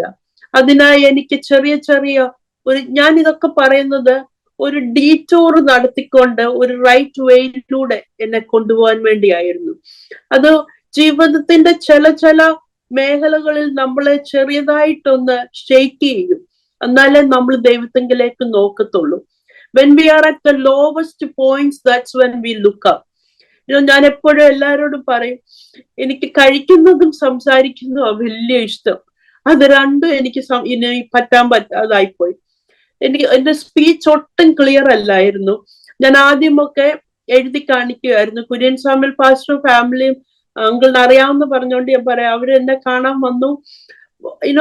ഭയങ്കരമായിട്ട് ആന്റി ഭയങ്കരമായിട്ട് കരയുമായിരുന്നു. ഞാൻ എഴുതി കാണിച്ചു. ദൈവം എന്നോട് സംസാരിച്ചിട്ടുണ്ട്. എന്നെ ഇതിന് തകർക്കുവാനല്ല, പിന്നെയോ എന്നെ പണിയുവാനാണ്. ആന്റി വിഷമിക്കണ്ട, ആന്റി കരയണ്ടെന്ന് ഞാൻ എഴുതി കാണിച്ചു. അന്നൊന്നും സംസാരിക്കാൻ പറ്റത്തില്ല. അത് കഴിഞ്ഞപ്പോ സ്ലോലി ഞാൻ സംസാരിക്കാൻ തുടങ്ങി. അന്നേരം പക്ഷെ ഒട്ടും ക്ലിയർ അല്ലായിരുന്നു. മമ്മി എന്നോട് പറഞ്ഞു, ഞാനിപ്പോ ഈ ലിവറിന്റെ കാര്യവും എല്ലാ ആഴ്ചയും പോയി ബ്ലഡ് ഡ്രോ ചെയ്യും. അപ്പൊ എല്ലാരും ചോദിക്കും എങ്ങനെയുണ്ട്. നമ്മുടെ നോർമൽ ലിവർ ഫങ്ഷൻ എന്ന് പറയുന്നത് 5 to 15 നോർമൽ നമ്പേഴ്സ്. എൻ്റെ 1600, 1700, 1800. ഈ ലിവറിന്റെ വർക്ക് ചെയ്യാത്തോണ്ട് എനിക്ക് മരുന്ന് പെയിൻ മെഡിക്കേഷൻ എടുക്കാൻ പറ്റത്തില്ല. അപ്പൊ ഈ വേദനയ്ക്ക് പെയിൻ മെഡിക്കേഷനും എടുക്കാതിരിക്കണം. ഒരു ദിവസം ചാച്ചയുടെ മമ്മി എന്നോട് വന്നിട്ട് പറഞ്ഞു, മീൻസ് നമ്മളെല്ലാം ഇത്രയും ദിവസം ലിവർ ഹീലായിട്ട് ട്രീറ്റ്മെന്റ് എടുക്കണമെന്നല്ല പ്രാർത്ഥിക്കുന്നേ. ദൈവത്തിന് ഇതിനകത്തൊരു ഒരു പ്ലാൻ ഉണ്ട്. ഒരു യുണീക്ക് ടെസ്റ്റിമണി നിലനിന്ന് ദൈവം പ്രതീക്ഷിക്കുന്നുണ്ട്. അതുകൊണ്ട് ലിവർ ഫെയിലിയർ ക്യൂർ ചെയ്യുന്നതിന് പകരം ട്രീറ്റ്മെന്റ് ഇല്ലാതെ ക്യാൻസർ ഹീൽ ചെയ്തെന്നുള്ളതിന്റെ ഒരു സാക്ഷിയാവാൻ വേണ്ടി നമുക്ക് പ്രാർത്ഥിക്കാമെന്ന് പറഞ്ഞു. അപ്പൊ 3 മാസത്തെ ചെക്കപ്പ് ഉണ്ട്. എല്ലാ ദിവസവും പോവും. ലിവർ ഒട്ടും കോപ്പറേറ്റ് ചെയ്യുന്നില്ല. Usually it's a resilient organ. ലിവറിന്റെ ഫങ്ഷന് ഫെയിൽ ചെയ്താലും തിരിച്ചു വരുന്നതാ. പക്ഷെ വരുന്നില്ല. ഞങ്ങൾ വേറെ സെക്കൻഡ് ഒപ്പീനിയന് പോയി. സെയിം തിങ് അവർ പറഞ്ഞു, ലിവർ ഇല്ലാതെ ഞങ്ങൾ ട്രീറ്റ് ചെയ്യത്തില്ല. അതുകൊണ്ട് ഡിസപ്പോയിന്റ്മെന്റ്സ് ആഫ്റ്റർ ഡിസപ്പോയിന്റ്മെന്റ്സ്. പക്ഷെ മമ്മി അങ്ങനെ പറഞ്ഞപ്പം എന്റെ അമ്മായിമ്മയല്ലേ, എനിക്ക് പേടിയാ തിരിച്ചു പറയാന്. ഓ, മമ്മിക്ക് അങ്ങനൊക്കെ പറഞ്ഞാൽ മതി. മനസ്സിലുണ്ട്, എനിക്ക് എന്റെ കുഞ്ഞുങ്ങളെ പിന്നെയും കാണണം. എന്റെ കുഞ്ഞുങ്ങളുടെ നന്മയൊക്കെ എനിക്ക് കാണണ്ടേ. അവരൊരു സ്ഥിതിയിലും വന്നിട്ടില്ല. ഞാൻ കഷ്ടപ്പെട്ട് വളർത്തിക്കൊണ്ട് വന്നതല്ലേ. അവരുടെ ഫ്യൂച്ചറൊക്കെ കാണണമെന്ന് ആഗ്രഹം ഉണ്ടെന്നൊക്കെ എന്റെ മനസ്സിൽ കൂടെ പോവാ. ഇനി അങ്ങനെ പ്രാർത്ഥിക്കാമെന്ന് വെച്ചപ്പോഴും ഞാൻ പറയാം, എന്റെ ദൈവമേ, ലിവർ ഒന്ന് ശരിയായിട്ട് എനിക്ക് ഇമ്മ്യൂണോതെറപ്പിയും കീമോതെറപ്പിയും ഒക്കെ ചെയ്തിട്ട് ഇത് ബെറ്റർ ആവാൻ വേണ്ടി ഞാൻ ആ വഴിയിലൂടെയാണ് ചിന്തിക്കുന്നത്. പക്ഷെ മമ്മി അങ്ങനെ പറഞ്ഞപ്പം പ്രാർത്ഥിക്കാം. മമ്മി പിന്നെ ഉണ്ടല്ലോ, റൈറ്റ് അവേ പ്രാർത്ഥനയാണ് എല്ലാ കാര്യത്തിലും. സ്കാർഫ് എടുത്തോണ്ടിങ്ങ് വന്നു. അപ്പൊ എനിക്ക് I was kind of force to pray with her. പ്രാർത്ഥിക്കാമെന്ന് പറഞ്ഞു. പ്രാർത്ഥന തുടങ്ങിക്കഴിഞ്ഞ ഉടനെ എനിക്ക് ആത്മാവിൽ ബലം തന്നു. ഇത് ഇങ്ങനെ തന്നെയാണ്. ആ ഒരു അഷ്വറൻസ് എന്റെ ഹൃദയത്തിൽ വന്നു. ലിവർ ശരിയാ, അത് ശരിയാവത്തില്ലെങ്കിലും എന്റെ ദൈവം, nothing is impossible four God. ഈ ക്യാൻസർ ക്യൂർ ആക്കും. 3 മാസം വരെ എന്റെ മനസ്സില് എന്താണ് അടുത്തത്, എന്താണ്, ഒന്നില് രണ്ട് ചോയ്സസേ ഉള്ളൂ. ഒന്നേ അവർ പറയും ക്യാൻസർ ഹീലായി, അല്ലെങ്കിൽ because of the nature of this cancer അവർ പറയും it has spread all over. So ഞങ്ങള് ചാച്ച ഈ അസുഖം വരുന്നതിന് മുമ്പേ ഒരു ആഫ്രിക്കയിലോട്ടുള്ള ഒരു മിഷണറി ട്രിപ്പിന് വേണ്ടി ബുക്ക് ചെയ്തായിരുന്നു. ഉടനെ പപ്പായും മമ്മിയും പറഞ്ഞു അത് ക്യാൻസൽ ചെയ്യേണ്ട, നീ പോ, ദൈവം ബിൻസിയെ വിടുവിക്കും. എനിക്കാണ് വിഷമം എന്ന് പറഞ്ഞ വിഷമം, പക്ഷെ ദേഷ്യവും ഉണ്ട്. ഞാൻ പറഞ്ഞു, ചാച്ച പോകാൻ പറ്റത്തില്ല, എനിക്ക് ഒട്ടും വയ്യാതിരിക്കുക, അത് ഞാൻ ബിനുമാമയെ ഇവിടെ നിർത്താം. അപ്പൊ ഞാൻ പറഞ്ഞു, ബിനുമാമ അല്ലല്ലോ എന്നെ കല്യാണം കഴിച്ചത്, you have to take care of me.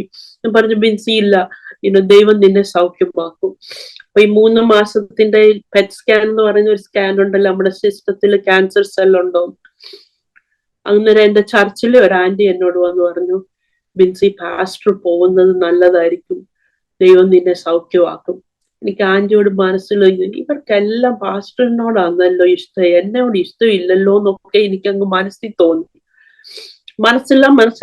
മനസ്സോടെ ഞാൻ ചാച്ചയോട് പറഞ്ഞു ഒക്കെ പൊക്കോളാൻ പറഞ്ഞു. എന്നിട്ട് പെറ്റ് സ്കാനിന് പോയി. പെറ്റ് സ്കാൻ കഴിഞ്ഞിട്ട് നെക്സ്റ്റ് ഡേ ഞാൻ ഡോക്ടറിന്റെ അടുക്കൽ ഇങ്ങനെ വെയിറ്റ് ചെയ്യാൻ. അന്നേരം എന്നോട് ചോദിച്ചു, നിന്റെ പ്രൈവറ്റ് നേഴ്സ് എന്ത് ചെയ്യാന്ന്. ചാച്ചയാ, mind he has no medical background, പക്ഷെ ഈ ഡ്രസ്സിങ് പലയിടത്ത് 4 എനിക്ക് കട്ട് ചെയ്തേക്കുന്നത്. ഈ ഡ്രസ്സിങ് എല്ലാം അവർ ഒരു വട്ടം കാണിച്ചു കൊടുത്തതേ ഉള്ളൂ. ഞാനൊരു നേഴ്സാ, ഞാൻ very particular about certain things. എനിക്ക് OCD ഒരു ചെറിയതായിട്ടുണ്ട്, എനിക്കെല്ലാം ഭയങ്കര ഓർഗനൈസ്ഡ് ആ. ഇച്ചിരി മാറ്റം വന്നാൽ ഇഷ്ടമുള്ള ആള്. നല്ല പെർഫെക്റ്റ് ആയിട്ട് ഞാൻ ഡ്രസ്സിങ് ചെയ്യുന്നതിനെക്കാട്ടി നല്ലവണ്ണം, അതും ഈ ഹ്യൂജ് വൂണ്ടല്ലേ, നോവും നല്ലോണം നോവാ, വലിച്ചിളക്കുമ്പോഴത്തേനൊക്കെ നല്ലവണ്ണം വേദന എടുക്കും. അതൊന്നും ഇല്ലാതെ നല്ല പെർഫെക്റ്റ് ആയിട്ട് ഈ ഡ്രസ്സിങ്ങും കൊണ്ട് ഞങ്ങൾ ഹോസ്പിറ്റലിൽ ചെല്ലുമ്പോൾ ചോദിക്കും, നിങ്ങൾക്ക് വിസിറ്റിംഗ് നഴ്സ് ഉണ്ടോ ചോദിക്കും. ഞാൻ പറയല്ല, ഈ പുള്ളിയാ ചെയ്തത്. എന്നിട്ട് ഒരു മെഡിക്കൽ ബാക്ക്ഗ്രൗണ്ട് ഇല്ലാത്ത ആളും ഇയേഴ്സ് ഓഫ് ട്രെയിനിങ് കിട്ടിയ പോലെ ഡ്രസ്സിങ് ഒക്കെ ചെയ്യുന്നത്. ദൈവം ഓരോന്ന് നമ്മളുടെ ബുദ്ധിക്കൊന്നും അല്ല, നമ്മളുടെ ഞാൻ പോലും ഇത്ര നല്ലോണം ഡ്രസ്സിങ് പെർഫെക്റ്റ് ആയിട്ട് ചെയ്യത്തില്ലെന്ന് പറയും. ഞാൻ പറയാം, എനിക്കറിയാം നിന്റെ സ്വഭാവം, അതുകൊണ്ട് ഞാൻ ഇതൊക്കെ നേരത്തെ ദൈവത്തോട് പ്രാർത്ഥിക്കും, എന്റെ ദൈവമേ ഇതൊക്കെ ചെയ്യാനുള്ള ദൈവിക കൃപ തരണേ എന്നുള്ളത്. അങ്ങനെ ബേസ്ഡ് ഓൺ പ്രാർത്ഥനയുടെ ബലം എന്താണെന്ന് ദൈവം ഞങ്ങളെ പഠിപ്പിച്ചു. പണ്ടൊക്കെ ആണെങ്കിൽ പ്രാർത്ഥിക്കുമ്പോഴത്തേന് 5 മിനിറ്റ് 10 മിനിറ്റ് കഴിയുമ്പോൾ ഞങ്ങളുടെ വിഷയങ്ങളൊക്കെ തീരും, പിന്നെ ഞങ്ങള് എന്ത് പ്രാർത്ഥിക്കണമെന്ന് അറിയത്തില്ല. പക്ഷെ hours of prayers, ദൈവസന്നിധിയിൽ നിന്ന് എങ്ങോട്ട് എണ്ണിച്ചു പോവാൻ തോന്നാത്ത വിധം ദൈവിക സാന്നിധ്യം നമ്മളുടെ മുറിയിലേക്ക് വരുകയും പ്രാർത്ഥിച്ചാലും കൊതി തീരാത്ത പോലെ ഒരു ദൈവ സാന്നിധ്യം ഞങ്ങളെ മൂടാൻ തുടങ്ങി. അപ്പോഴത്തേനും ഞങ്ങളുടെ വറീസ് എല്ലാം പോയി. ഞാനപ്പം ചാച്ചോട് പറഞ്ഞു, ദൈവത്തിന് മക്കളില്ല, കൊച്ചുമക്കളില്ല, എല്ലാം പ്രിയ മക്കളാണ്, എനിക്ക് ദൈവം തന്ന മക്കളാണ്, അവരെ ടേക്ക് കെയർ ചെയ്യാന് ദൈവമാണ്, ഇറ്റ്സ് ഹിസ് റെസ്പോൺസിബിലിറ്റി. അങ്ങനെ ദൈവത്താല് എന്നിട്ട് ഞാൻ ചില കാര്യങ്ങളൊക്കെ പറയുമ്പോൾ ഞാൻ തന്നെ വിചാരിക്കുന്നത് ഞാൻ തന്നെയാണോ പറയുന്നത്. അങ്ങനെ എന്നെ തന്നെ എനിക്ക് ഡൗട്ട് ചെയ്യുന്ന രീതിയിൽ എന്നെ ദൈവിക സാന്നിധ്യം ടേക്ക് ഓവർ ചെയ്യാൻ തുടങ്ങി. സോ ഞാൻ ഇങ്ങനെ റിസൾട്ട്സ് കിട്ടാൻ വേണ്ടി ഇരിക്കുകയാണ്, ടെൻഷൻ ഉണ്ട് മനസ്സിൽ, സ്വാഭാവികം. അന്നേരം ഡോക്ടർ വന്ന ഉടനെ എന്നോട് ഭയങ്കര ഹാപ്പി ആയിട്ട് വന്ന ഒരു ഹഗ് ഒക്കെ തന്നിട്ട് പറഞ്ഞു, പ്രൈവറ്റ് നഴ്സ് എന്ത് ചെയ്യേ, വി ഹാവ് ദ റിസൾട്ട്സ്. ഞാൻ പറഞ്ഞു, പ്രൈവറ്റ് നഴ്സ് ആഫ്രിക്കയിലോ? ഞാൻ പറഞ്ഞു, ആഫ്രിക്കയിൽ പോയി മിഷണറി വർക്കിന് വേണ്ടി പോയി. ദെൻ എന്നോട് പറഞ്ഞത് ദാറ്റ് എക്സ്പ്ലെയിൻസ് ദ റിസൾട്ട്. അപ്പൊ ഞാൻ ഇങ്ങനെ മുഖത്ത് നോക്കിയപ്പം പറഞ്ഞു, Binsy you are free of cancer. എനിക്ക് ദൈവത്തോട് എനിക്ക് എന്ത് ചെയ്യണോന്ന് അറിയത്തില്ല. അവിടെ ഇരുന്ന് സ്ക്രീം ചെയ്യണോ എന്തോ ചെയ്യണോന്ന് അറിയത്തില്ല. ഞാൻ പറഞ്ഞു, God is A good God, it's A miracle, he is A miracle working God. ഉടനെ എന്നോട് പറഞ്ഞു, ഇപ്പൊ ഇങ്ങനെ പറഞ്ഞു, ഡോക്ടർ എന്നോട് പറഞ്ഞു, ഇപ്പൊ ഇങ്ങനെ പറഞ്ഞു, എല്ലാം ദൈവത്തിന് വേണ്ടി, ഞാനിപ്പോ ഒന്നും ചെയ്തില്ലയോ? ഞാൻ പറഞ്ഞു, തന്നെ എക്സ്പ്ലെയിൻ ഇറ്റ്. നീ തന്നെ പറഞ്ഞത് ഇമ്മ്യൂണോതെറാപ്പി ഇല്ലെങ്കിൽ ഈ ക്യാൻസറിന്റെ നേച്ചർ വെച്ചോണ്ട് ഞങ്ങൾക്ക് അറിയത്തില്ല എന്ത് സംഭവിക്കുമെന്ന്. എന്നിട്ട് നീ തന്നെ ഇതിന്റെ റിസൾട്ട് എക്സ്പ്ലെയിൻ ചെയ്യാൻ പറഞ്ഞപ്പോ എന്നോട് പറഞ്ഞു, ഓക്കെ നീ ജയിച്ചു, ഗാഡ് ഈസ് ഗുഡ്. എന്നിട്ട് എനിക്കൊരു ഹൈഫൈ ചെയ്തിട്ട് പറഞ്ഞു, ആക്ച്വലി വാട്ട്, നിന്റെ ഹസ്ബൻഡിനെ നീ ആഫ്രിക്കയിൽ വിടാൻ മനസ്സ് കാണിച്ചത് കൊണ്ട് God was more favoured to you. ദൈവം നിന്നോട് പിന്നെയും കരുണ കാണിച്ചതാണ്. അങ്ങനെ കഴിഞ്ഞ ദിവസം ഞാൻ ചെന്നപ്പോ എന്നോട് പറഞ്ഞു, ഈ ഹെഡ് ആൻഡ് നെക്ക് സർജറി ഉള്ളവർക്കും ക്യാൻസർ ഉള്ളവർക്കും ഞാനൊരു ഒരു സ്പീക്കറായിട്ട് ചെല്ലണമെന്ന് പറഞ്ഞു. ഞാൻ പറഞ്ഞു, ഞാൻ ചെല്ലും. യൂഷ്വലി അവർ പെൻ ഡോക്ടേഴ്സിനെ ഉയർത്തി കാണിക്കാൻ വേണ്ടിയാ വിടുന്നത്. ഞാൻ പറഞ്ഞു, ഞാൻ ചെല്ലും, പക്ഷെ ഞാൻ അനുഭവിച്ചറിഞ്ഞതും എന്നെ നടത്തിയതും എന്റെ സാക്ഷ്യമേ ഞാൻ അവിടെ പറയത്തുള്ളൂ എന്ന് പറഞ്ഞു. അന്നേരം പറഞ്ഞു, അത് സാരമില്ല, അത് പറഞ്ഞോ, പക്ഷേ ഞങ്ങൾ സർജൻസ് എങ്ങനെ നിന്നോട് ഇടപെട്ടു, how professionals we were, how timely managed we took care of you. അത് കൂടെ പറയണമെന്ന് പറഞ്ഞു. ഞാൻ പറഞ്ഞു ഡെഫിനറ്റ്ലി ഞാൻ അത് പറയും. But at the end of the day, at the end of the message, I'm going to share my testimony. There will be God healed me. അന്നേരം എന്നോട് പറഞ്ഞു, അതൊക്കെ പറഞ്ഞു, കുഴപ്പമൊന്നുമില്ല, പക്ഷെ ഇങ്ങനത്തെ ഒരു ക്ലോസിൽ പറയാവുന്നേ ഉള്ളെന്ന് പറഞ്ഞു. ഞാൻ പറഞ്ഞു ദാറ്റ്സ് ഗുഡ്. സോ ദൈവം നടത്തിയ വിധങ്ങള് ഞാൻ ഐ എം വെരി ട്രൂലി, ഞാൻ ഓണസ്റ്റ്ലി പറയായിരുന്നു, എനിക്ക് പണ്ടൊന്നും ഒരു പാസ്റ്ററിന്റെ വൈഫാന്ന് പറയുന്നതിലോ ഒരു ഈവൻ നാട്ടിൽ വെച്ച് പെന്തക്കോസ് ആന്ന് പറയുന്നത് തന്നെ ഇഷ്ടമല്ലായിരുന്നു. ഇവിടെ പിന്നെ വന്നപ്പോ ഇറ്റ്സ് എ ക്രിസ്ത്യൻ കൺട്രി, എന്നാലും ഞാനാണെങ്കിൽ അങ്ങ് എന്റെ മമ്മിയാണെങ്കിൽ കാണുന്നവരോടെല്ലാം ദൈവത്തെ കുറിച്ചും ഷെയർ ചെയ്യുമായിരുന്നു. അപ്പോഴൊക്കെ ഞാൻ പറയാം, നമ്മ എന്തുവാ മമ്മി, ആര് വീട്ടിലൊന്നും കൊണ്ടുവരാൻ പറ്റത്തില്ല, ഉടനെ ദൈവത്തെ കുറിച്ച് പറയും, സ്നാനത്തെ കുറിച്ച് പറയും, രക്ഷിക്കപ്പെടണമെന്ന് പറയും. അതുകൊണ്ട് ഈവൻ മമ്മിയാണ് ഫ്ലുവന്റ് അല്ല ഇംഗ്ലീഷ്, എന്നാലും അറിയാവുന്ന ഇംഗ്ലീഷിലെല്ലാം മമ്മി ഷെയർ ചെയ്യുമായിരുന്നു. എനിക്കതൊരു ഇറിറ്റേഷൻ പോലായിരുന്നു. ഇപ്പൊ ഞാനാണെങ്കിൽ എനിക്ക് എന്റെ സാക്ഷ്യത്തെ വേറൊരാൾക്ക് പറയാൻ പറ്റത്തില്ല. ഞാൻ അനുഭവിച്ചറിഞ്ഞ ദൈവസ്നേഹം, ഞാൻ അനുഭവിച്ചറിഞ്ഞ ദൈവ സമാധാനം, അതിൽ കൂടുതലും ഞാൻ അനുഭവിച്ചറിഞ്ഞ ദൈവ സൗഖ്യം. കഴിഞ്ഞ ദിവസം ഞാൻ ഒരു ആന്റിയെ കണ്ടപ്പോഴ് സെയിം തിങ് കാണിച്ച, എന്റെ ക്യാൻസർ അല്ല ഇത്, എനിക്ക് ഓറൽ ക്യാൻസർ അല്ല, പക്ഷെ melanoma, it happens to be in the mouth. വേറെ ഒരു പയ്യന്, he is only 32 years, much younger than me, oral cancer വന്ന് പുള്ളിയുടെ പകുതി ഫേസ് എടുത്ത് കളഞ്ഞു. എന്നിട്ട് എന്നോട് പറഞ്ഞു, ബിൻസി നീ അവനെ ഒന്ന് പോയി കാണണം. ഞാൻ പറഞ്ഞു ഞാൻ ഇച്ചിരി കഴിഞ്ഞിട്ട് പോവാം, ബിക്കോസ് ഇപ്പൊ ട്രീറ്റ്മെന്റ് ഒക്കെ ചെയ്ത് കോംപ്രമൈസ്ഡ് ആയിരിക്കും, ഞാൻ ഇച്ചിരി കഴിഞ്ഞിട്ട് പോവാം. പിന്നെ എനിക്കറിയാം ഞാൻ എങ്ങനെ മെന്റലി ആയിരുന്നു, ബിക്കോസ് എനിക്ക് ആൾക്കാരെ കാണുന്നത് ഇഷ്ടമല്ലായിരുന്നു, എസ്പെഷ്യലി സംസാരമൊക്കെ ക്ലിയർ അല്ലാത്തതുകൊണ്ട് സംസാരിക്കുന്നത് ഇഷ്ടമല്ലായിരുന്നു. അന്നേരം ഞാൻ പറഞ്ഞു ഇച്ചിരി കഴിഞ്ഞിട്ട് പോവാം.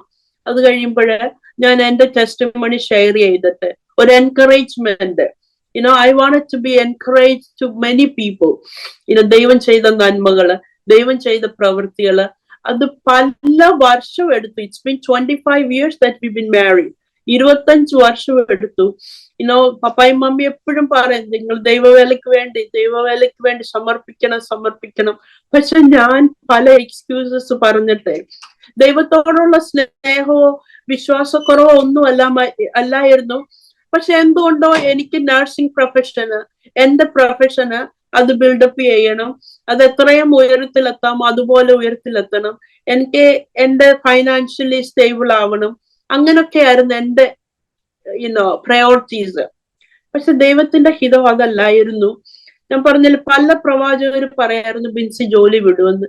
ഞാൻ മനസ്സിൽ പറയാം, എല്ലാം പറഞ്ഞ ശരി, ഇത് മാത്രം നടക്കത്തില്ല, അതൊരിക്കലും നടക്കത്തില്ല എന്ന് ഞാൻ പലപ്പോഴും പറയുമായിരുന്നു. പക്ഷെ വെൻ യു കനോട്ട് വർക്ക്, അത് നമുക്ക് ഏത് രീതിയിലാണെങ്കിലും ദൈവത്തിന്റെ പ്ലാൻ നമ്മളുടെ ജീവിതത്തില് ഒരു പർപ്പസ് ഓഫ് അവർ ലൈഫ്, അത് ദൈവം എങ്ങനായാലും we have plans, but only God's plan will work. അതെന്റെ ജീവിതത്തില് ഓരോ ദിവസവും എന്നെ പഠിപ്പിച്ചുകൊണ്ടിരിക്കുകയാണ്. ഇപ്പൊ എനിക്ക് I am not ashamed of who I am. എന്റെ ഈ ഒരു സൈഡിലെ പല്ല് എനിക്കില്ല. എനിക്ക് എക്സ്റ്റേണൽ ലുക്കിന് ഞാൻ ഒത്തിരി ഇമ്പോർട്ടൻസ് കൊടുക്കുന്ന ആളായിരുന്നു. ഈവൻ കഴിഞ്ഞ ദിവസം ഞാൻ ചാച്ചിയോട് ചോദിച്ചു, ചാച്ചിക്ക് നാണക്കേടാന്നോ പല്ലില്ലാതെ ഞാൻ ഇങ്ങനെ പോകുമ്പോഴേ ചില സമയത്ത് വർത്താനം ശരിക്കും ക്ലിയർ ആവത്തില്ല, എസ്പെഷ്യലി ഇംഗ്ലീഷിൽ സംസാരിക്കുന്നുണ്ട്. അപ്പൊ എന്നോട് ചാച്ച പറയും, നിനക്കേ ഉള്ള ഇൻഫീരിയോറിറ്റി കോംപ്ലക്സ്, ഞങ്ങൾക്ക് ഒരു കുഴപ്പമില്ല. ഈവൻ ചാച്ചയുടെ മമ്മി ആണെങ്കിൽ യു ലുക്ക് ഗുഡ്. ഞാൻ പറയും പല്ലില്ലാതെയോ? ഇല്ല ബിൻസി, ഒരു ദൈവിക സമാധാനം, ദൈവിക തേജസ്സും ഉണ്ടെങ്കിൽ no one can say anything negative about you. So അങ്ങനെ ഏതൊക്കെ ഞാൻ പ്രയോറിറ്റൈസ് എന്റെ ജീവിതത്തിൽ ചെയ്തോ, ദൈവത്തിൽ കൂടുതൽ ചെയ്തോ, ദൈവം അതെല്ലാം തട്ടിത്തെറിപ്പിച്ചു. At the lowest point എന്നെ കൊണ്ടുവന്നു. And that's when he said, I will use you now. That's when I said, God use me. അതിനു മുമ്പേ ഞാൻ എന്റെ പ്രൊഫഷനെയും എന്റെ എഡ്യൂക്കേഷനും എല്ലാത്തിനെ കുറിച്ച് ഞാൻ അങ്ങ് അഹങ്കാരമില്ലായിരുന്നു എനിക്ക്. എന്നാലും എനിക്ക് നല്ല സെൽഫ് കോൺഫിഡൻസ് ഉണ്ടായിരുന്നു. ആരോട് സംസാരിക്കാൻ പറ്റും, ഒരു ഫിയറും ഇല്ലാതെ എല്ലാരോടും ചെന്ന് ഞാൻ സംസാരിച്ചു ചെയ്യും. പക്ഷെ വർത്തമാനത്തിലും ആ ലുക്കിലും എല്ലാം ദൈവം ഒരു മാറ്റം വരുത്തിയത് ദൈവത്തിന്റെ ആ പ്ലാൻ ആൻഡ് പർപ്പസ് എന്റെ ജീവിതത്തിൽ നടത്താൻ വേണ്ടിയായിരുന്നു. സമ്പൂർണമായിട്ട് ദൈവിക കരങ്ങളിൽ ഇപ്പൊ നെക്സ്റ്റ് സ്റ്റെപ്പ് ഞാനിപ്പം ദൈവത്തോട് ഞാൻ ഈ കഴിഞ്ഞ ദിവസം ചർച്ചിൽ 1 വർഷമായി, ആക്ച്വലി ഫെബ്രുവരിയിലായിരുന്നു എന്റെ റിസൾട്ട്സ് വന്നത്. I was diagnosed with cancer. നമ്മൾ സാധാരണ പറയും എല്ലാവരും സാക്ഷ്യത്തിന് ഓപ്പണിംഗ് സ്റ്റേറ്റ്മെന്റ് കഴിഞ്ഞ ഒരാഴ്ച കാലം ദൈവം എന്നെ വിടുവിച്ചു, അല്ലെ കഴിഞ്ഞ 1 വർഷക്കാലം നമ്മള് ഇയർ എൻഡ് സർവീസിൽ പറയും. പക്ഷെ ആ വെയിറ്റ്, അതിന്റെ ആ ഇമ്പോർട്ടൻസ് ഒരിക്കലും ജീവിതത്തില് ഞാൻ മനസ്സിലാക്കിയില്ലായിരുന്നു. പക്ഷെ ഈ ഓരോ ദിവസവും ഞാൻ എവറി സിംഗിൾ ഡേ എണ്ണിക്കുന്നതിന് മുമ്പേ ഞാൻ പറയും, ദൈവമേ എനിക്ക് ഈ ദിവസം ദാനമായിട്ട് തന്നതിനായി സ്തോത്രം.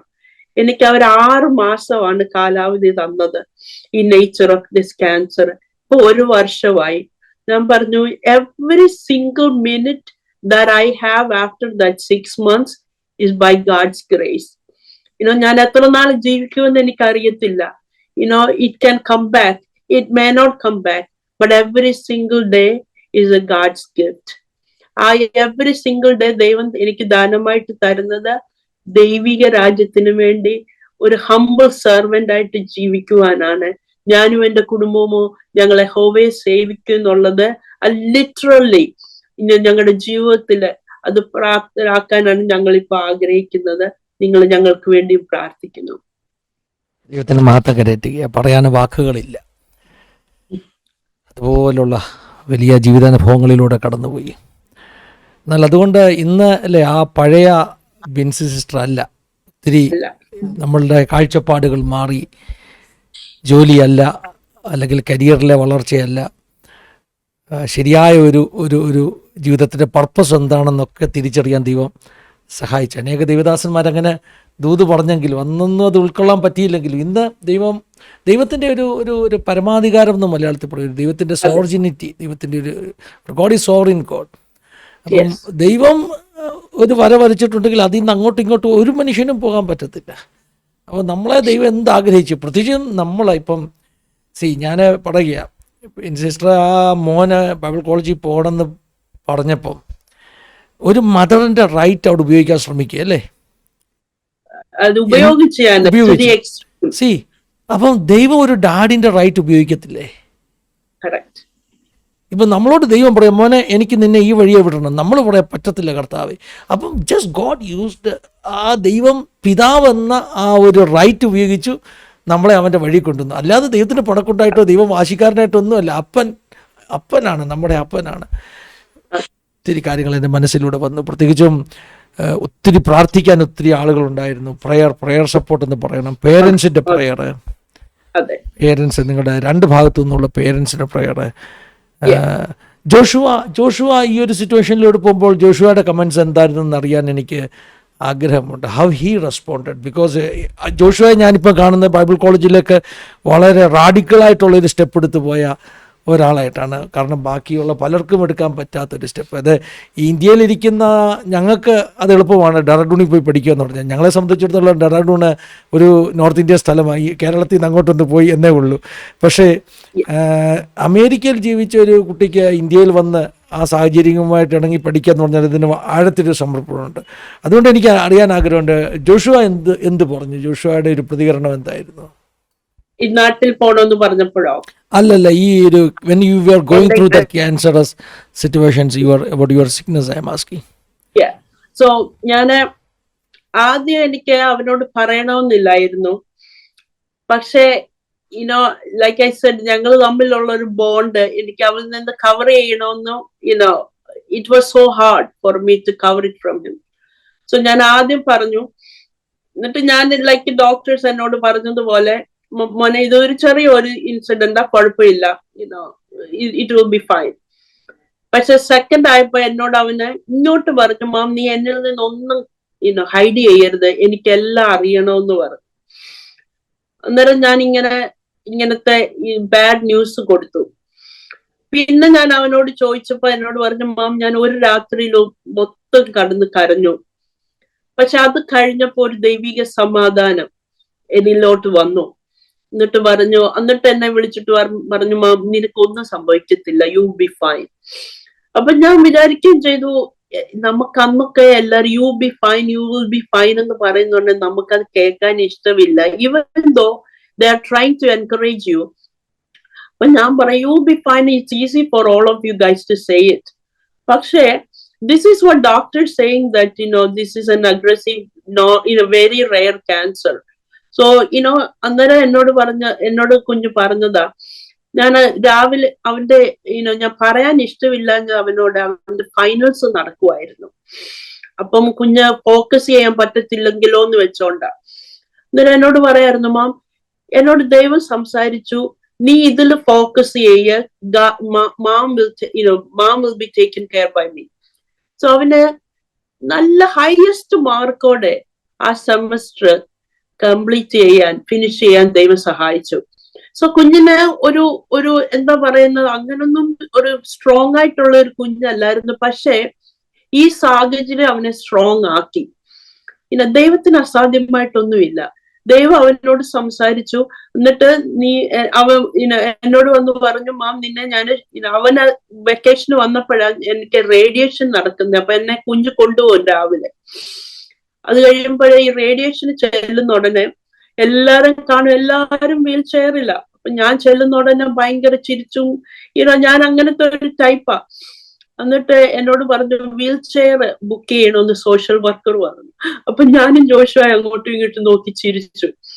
അന്നേരം എന്നോട് പറഞ്ഞു, ഇവിടെ ഇരിക്കുന്നവങ്ങളെല്ലാം നടന്നു വന്നവരാ, പക്ഷെ with radiation we get weaker. So last ഡേയില് ഞങ്ങള് ഇങ്ങനെ ഒരു ബെല്ലടിക്കുവേ, നമ്മള് റേഡിയേഷൻ കംപ്ലീറ്റ് ചെയ്തതെന്നും പറഞ്ഞോണ്ട്. അന്നേരം സോഷ്യൽ വർക്കർ പറഞ്ഞു, what am I going to do with this wheel chair? എനിക്ക് അവരെന്നോട് പറഞ്ഞു, നമ്മുടെ തലയുടെയും ഫേസിന്റെ അല്ലേ റേഡിയേഷൻ ചെയ്യുന്നേ. എന്നോട് പറഞ്ഞു, മുഖം മൊത്തം കറുത്ത് കഴിയുമ്പോ ഇറ്റ്സ് തീയല്ലേ, ബേൺ ചെയ്യും. ബേൺ ചെയ്ത് കഴിയുന്ന ഉടനെ ഈ ബേൺ ചെയ്ത് കഴിയുമ്പോ ഇങ്ങനെ സ്കിൻ ഫീൽ ചെയ്യാൻ പോവല്ലോ, അത് ചെയ്യും. അപ്പൊ നമ്മളെ കൗൺസിലിംഗ് ചെയ്യുക, അത് കാണുന്നുണ്ടെങ്കിൽ നിങ്ങൾ പേടിക്കരുത്, ഫാമിലിയെ കൗൺസിൽ ചെയ്യും, ഇവിടെ മുഖമെല്ലാം കറുത്തിരിക്കുന്നുണ്ട്, നിങ്ങളും പേടിക്കരുത് എന്നൊക്കെ പറയുക. പക്ഷെ എനിക്കാണെങ്കിൽ ഇപ്പോഴും ഇവിടെ ഉണ്ട്, ചെറിയ ഒരു ചുവപ്പ് പോലെ മാത്രമേ വന്നുള്ളൂ. എന്റെ മുഖം കറുത്തില്ല. എനിക്ക് 6 ആഴ്ചത്തെ റേഡിയേഷൻ ഉണ്ടായിരുന്നു. ഇതൊന്നും എല്ലാരും, ഞാൻ പറഞ്ഞില്ലേ, എന്നെ എല്ലാരും ഒരു അതിശയം പോലെ അവിടെ കാണുന്നത്. എനിക്ക് വീൽ ചെയറിൽ വേണ്ടി വന്നില്ല. മുടി പോയി, പക്ഷെ അത് തിരിച്ചു വരുമെന്ന് അവര് തന്നെ പറഞ്ഞു. എന്റെ വാ മൊത്തം ഈ തീയല്ലേ വരുന്നത്. അന്നേരം നാക്ക് ബേൺ ചെയ്തു, വായ്ക്കകം മൊത്തം ബേൺ ചെയ്തു. പക്ഷെ എക്സ്റ്റേണലി ഒരിതും വരാതെ ദൈവം എന്നെ കാത്തുന്നുള്ളതാ. അങ്ങനെ എവറി സിംഗിൾ, ഒത്തിരി പറയാനുണ്ട്, ഇറ്റ്സ് എ ലോങ് ജേർണി. പക്ഷെ every single way of my life, even കഴിഞ്ഞ ദിവസവും പാസ്റ്റർ, ഞാനൊരു പെന്തക്കോസ്റ്റൽ ഫാമിലിയിൽ ബോൺ ആൻഡ് ബ്രോട്ടപ്പ് ആണെങ്കിലും ഒരു പേഴ്സണൽ എൻകൗണ്ടർ ദൈവത്തോടെ എനിക്ക് അനുഭവിക്കുവാൻ, നമ്മളെല്ലാം പറയും taste and see that the lord is good. ദൈവത്തെ രുചിച്ചറിയുന്ന അത്ര ഒരു പേഴ്സണൽ റിലേഷൻഷിപ്പ് എനിക്ക് ദൈവത്തോടെ ഉണ്ടാവുവാൻ സാധിച്ചിട്ടില്ല ഇത്രയും വർഷമായിട്ടും. ഈവൻ കഴിഞ്ഞ ദിവസം ഇപ്പൊ എവറി സിംഗിൾ ഡേ ദൈവം എന്നോട് ഇറങ്ങി വന്ന് സംസാരിക്കുന്നത് പോലെ. കഴിഞ്ഞ ദിവസം എന്നോട് ദൈവം സംസാരിച്ചത് put on Jesus Christ. മലയാളത്തില് എന്തുവാ, ക്രിസ്തു എന്ന ഭാവമല്ല, ക്രിസ്തുവിനെ ധരിക്കുക എന്നുള്ളത്. അപ്പൊ ഞാൻ വിചാരിച്ചേക്കുന്നത്, എനിക്ക് എവറി ഡേ ക്രിസ്തുവിനെ ധരിച്ചുകൊണ്ട് പോയാൽ എനിക്ക് എന്തോ സംഭവിക്കാനാ? everything that happens to me will be happening to Jesus because I'm putting on him. So every single part of my life, every single or every seconds of my life, I'm putting on. അതിനകത്ത് വേറൊരെണ്ണം എനിക്ക് ദൈവം പഠിപ്പിച്ചെന്ന് പറഞ്ഞാൽ, when we take off Jesus Christ, that's when we get wounded. അതൊരു എന്തോ പറയുന്നത്, നമുക്കങ്ങ് ദൈവത്തോട് അങ്ങ് ദേഷ്യം വരും, എന്നെ ഇങ്ങനെ സംഭവിപ്പിച്ചല്ലോ, ഇങ്ങനെ സംഭവിച്ചല്ലോ. അപ്പം ദൈവം പറയുന്നത്, നീ എന്നെ ധരിക്കാതെ പോയത് കൊണ്ടല്ലേ. ഈ പടച്ചട്ട ഇല്ലാതെ സോൾജേഴ്സ് പോകുന്ന ഉടനെ അവര് വൂണ്ടാവും. എന്നിട്ട് പടച്ചട്ടെ കുറ്റം പറഞ്ഞിട്ട് കാര്യമില്ല, because it is our fault that we did not put on him. So ഈ ദിവസങ്ങളില് ഓരോന്ന് പഠിപ്പിക്കുകയാണ് എന്നെ. And I am enjoying it. ഞാൻ പറഞ്ഞില്ലേ, പണ്ടൊക്കെ 5 മിനിറ്റ് ദിവസം ഇരുന്ന് പ്രാർത്ഥിക്കുമ്പോഴത്തേന് ഞാൻ ഏതാണ്ട് ഭയങ്കരമായിട്ട് പക്ഷേ every single minute that's led by the Holy Spirit, I am worry free now. I am more happy. ഞങ്ങളുടെ ജീവിതത്തിൽ തന്നെ ദൈവിക സമാധാനം. പണ്ടെന്ന് പറഞ്ഞാല് നമുക്ക് കുഞ്ഞുങ്ങളുടെ കാര്യം നോക്കണം, ജോലി നോക്കണം, അതിന്റെ ടെൻഷൻസ് ഉണ്ട്. സോ there are always എല്ലാ വീട്ടിലെയും പോലെ there are frictions. Now ദൈവിക സമാധാനം നമ്മളെ കവർ ചെയ്യുന്നോണ്ട് ഇറ്റ്സ് വേറെ ഒരു തലത്തിലോട്ട് ദൈവം ഞങ്ങളെ എടുത്തുകൊണ്ട് പോയി. ഒരു ദൈവിക സമാധാന സന്തോഷം ഞങ്ങളുടെ ജീവിതത്തില് ഞങ്ങള് എക്സ്പീരിയൻസ് ചെയ്യുവാണ്. വി ലിവ് ഗാഡ്സ് ദൈവിക സമാധാനത്തിൽ ഞങ്ങൾ ഓരോ ദിവസം ജീവിക്കുകയാണെന്ന് വേണമെങ്കിൽ പറയാം. ദൈവത്തിൻ്റെ സ്തോത്രം. എനിക്കറിയാം ഒത്തിരി കാര്യങ്ങൾ ചോദിക്കണം എന്ന് എൻ്റെ ഹൃദയത്തിൽ ആഗ്രഹമുണ്ട്. പക്ഷേ എനിക്ക് തോന്നുന്നു ഇന്ന് സിസ്റ്റർക്ക് അപ്പോയിൻമെൻ്റ് ഉള്ളത് കൊണ്ട് അല്ലേ, സമയമായോ? സമയം സമയമാവാൻ തോന്നുന്നു, ആകാൻ പോകുന്നു. ഒരു പാട്ടും കൂടെ പാടണം എന്ന് ആഗ്രഹം. കാരണം ഒത്തിരി നാളായി ഞങ്ങൾ വെൻ ഫോർ ജീസസിലെ പാട്ടുകൾ പാടാൻ ഡോണയ്ക്കും സമയം കിട്ടത്തില്ല. പക്ഷേ ഇന്ന് എനിക്ക് പ്രത്യേക താല്പര്യം തോന്നി, നമുക്കിന്ന് പാട്ട് പാടാനുള്ള സെറ്റപ്പ് ഒന്നും ഇവിടെ ഇല്ല. ഞങ്ങൾ ഡോണയുടെ വീട്ടിൽ നിന്നാണ് ഇന്ന് ഈ ലൈവ് നമ്മൾ ചെയ്യുന്നത്. ഇവിടെ സിസ്റ്റം ഒന്നുമില്ല. പക്ഷേ സിസ്റ്റർ ആ ഒരു വാക്ക് പറഞ്ഞപ്പോൾ, അതായത് ആരോ സിസ്റ്ററോട് പറഞ്ഞു യു ആർ എ ഫൈറ്റർ എന്ന് പറഞ്ഞല്ലേ, യു ആർ എ ഫൈറ്റർ എന്ന് പറഞ്ഞു. ഇപ്പം എൻ്റെ മനസ്സിൽ ഡോക്ടർ പറഞ്ഞു യു ആർ എ ഫൈറ്റർ എന്ന് പറഞ്ഞു. എൻ്റെ മനസ്സിൽ വന്നൊരു ചിന്ത എന്താണെന്നറിയാം, റിയൽ ഫൈറ്റർ നമുക്ക് വേണ്ടി ഫൈറ്റ് ചെയ്തത് കർത്താവാ, പക്ഷെ അതിൻ്റെ ഗ്ലോറി കിട്ടുന്നത്, ക്രെഡിറ്റ് കിട്ടുന്നത് നമുക്കാണ്. ശരിക്കും ഫൈറ്റ് ചെയ്തത് കർത്താവാണെങ്കിൽ ക്രെഡിറ്റ് നമുക്ക്. ഈ കാനാവിലെ കല്യാണ വിരുന്നിന് വീഞ്ഞ് ഡിസ്ട്രിബ്യൂട്ട് ചെയ്തപ്പോൾ അതിൻ്റെ ക്രെഡിറ്റ് കിട്ടിയത് മണവാളനാ. പക്ഷെ മിറക്കിൾ ചെയ്തത് കർത്താവാണ്. നമ്മുടെയൊക്കെ അവസ്ഥ ഇതാ, നമ്മൾ അതിൻ്റെ ബെനിഫിഷ്യറി ആണെങ്കിൽ പോലും ക്രെഡിറ്റ് മുഴുവൻ നമുക്കാണ് കിട്ടുന്നത്. കർത്താവ് സ്ക്രീനിൻ്റെ കർട്ടന് പുറകിൽ നിൽക്കുകയാണെന്നുള്ളത് നമുക്ക് മാത്രമേ അറിയത്തുള്ളൂ. അപ്പോൾ പെട്ടെന്ന് ആ ഫൈറ്റർ എന്നുള്ള പദം വന്നപ്പോൾ ഞാൻ ഡോണാമോളോട് അകത്ത് ചെന്നിട്ട് പറഞ്ഞു, ആ പാട്ട് നമുക്കൊന്ന് പാടണം. I raise a hallelujah in the presence of my enemies. എനിക്ക് ഒത്തിരി ഇഷ്ടമുള്ള ഒരു പാട്ടാണ് ബദൽ മ്യൂസിക്കിൻ്റെ. ഇടയ്ക്കൊക്കെ ചർച്ചിൽ ഞാനത് പാടാൻ പറയും, ഞാൻ വചനം കൊടുക്കുമ്പോൾ അത് പാടാൻ പറയും. ഒരു വലിയ സിറ്റുവേഷനിൽ എഴുതിയൊരു പാട്ടാണെന്ന എൻ്റെ ഒരു അറിവ്. ഇതിനകത്ത് പറയുന്നത് my weapon is A melody, or in another way my melody itself is a weapon. Heaven comes to fight for me. സ്വർഗം എനിക്ക് വേണ്ടി യുദ്ധം ചെയ്യാൻ വരും. ദൈവം നമുക്ക് വേണ്ടി യുദ്ധം ചെയ്യുന്നത് ലോകം കാണുന്നില്ല, പക്ഷെ അതിൽ മുഴുവൻ ഗ്ലോറിയും കിട്ടുന്നത് നമുക്കാണ്. മോള് റെഡിയാണ്, ആ പാട്ടിൻ്റെ അടികൾ പാടി നമുക്കൊന്ന് വർഷിപ്പ് ചെയ്യാം. അതിനുശേഷം sister you can pray for our viewers. നമ്മുടെ വ്യൂവേഴ്സിന് വേണ്ടി പ്രാർത്ഥിക്കാം. മോള് ഒന്ന് പാടും. ദൈവത്തിൻ്റെ സ്തോത്രം. I raise a hallelujah.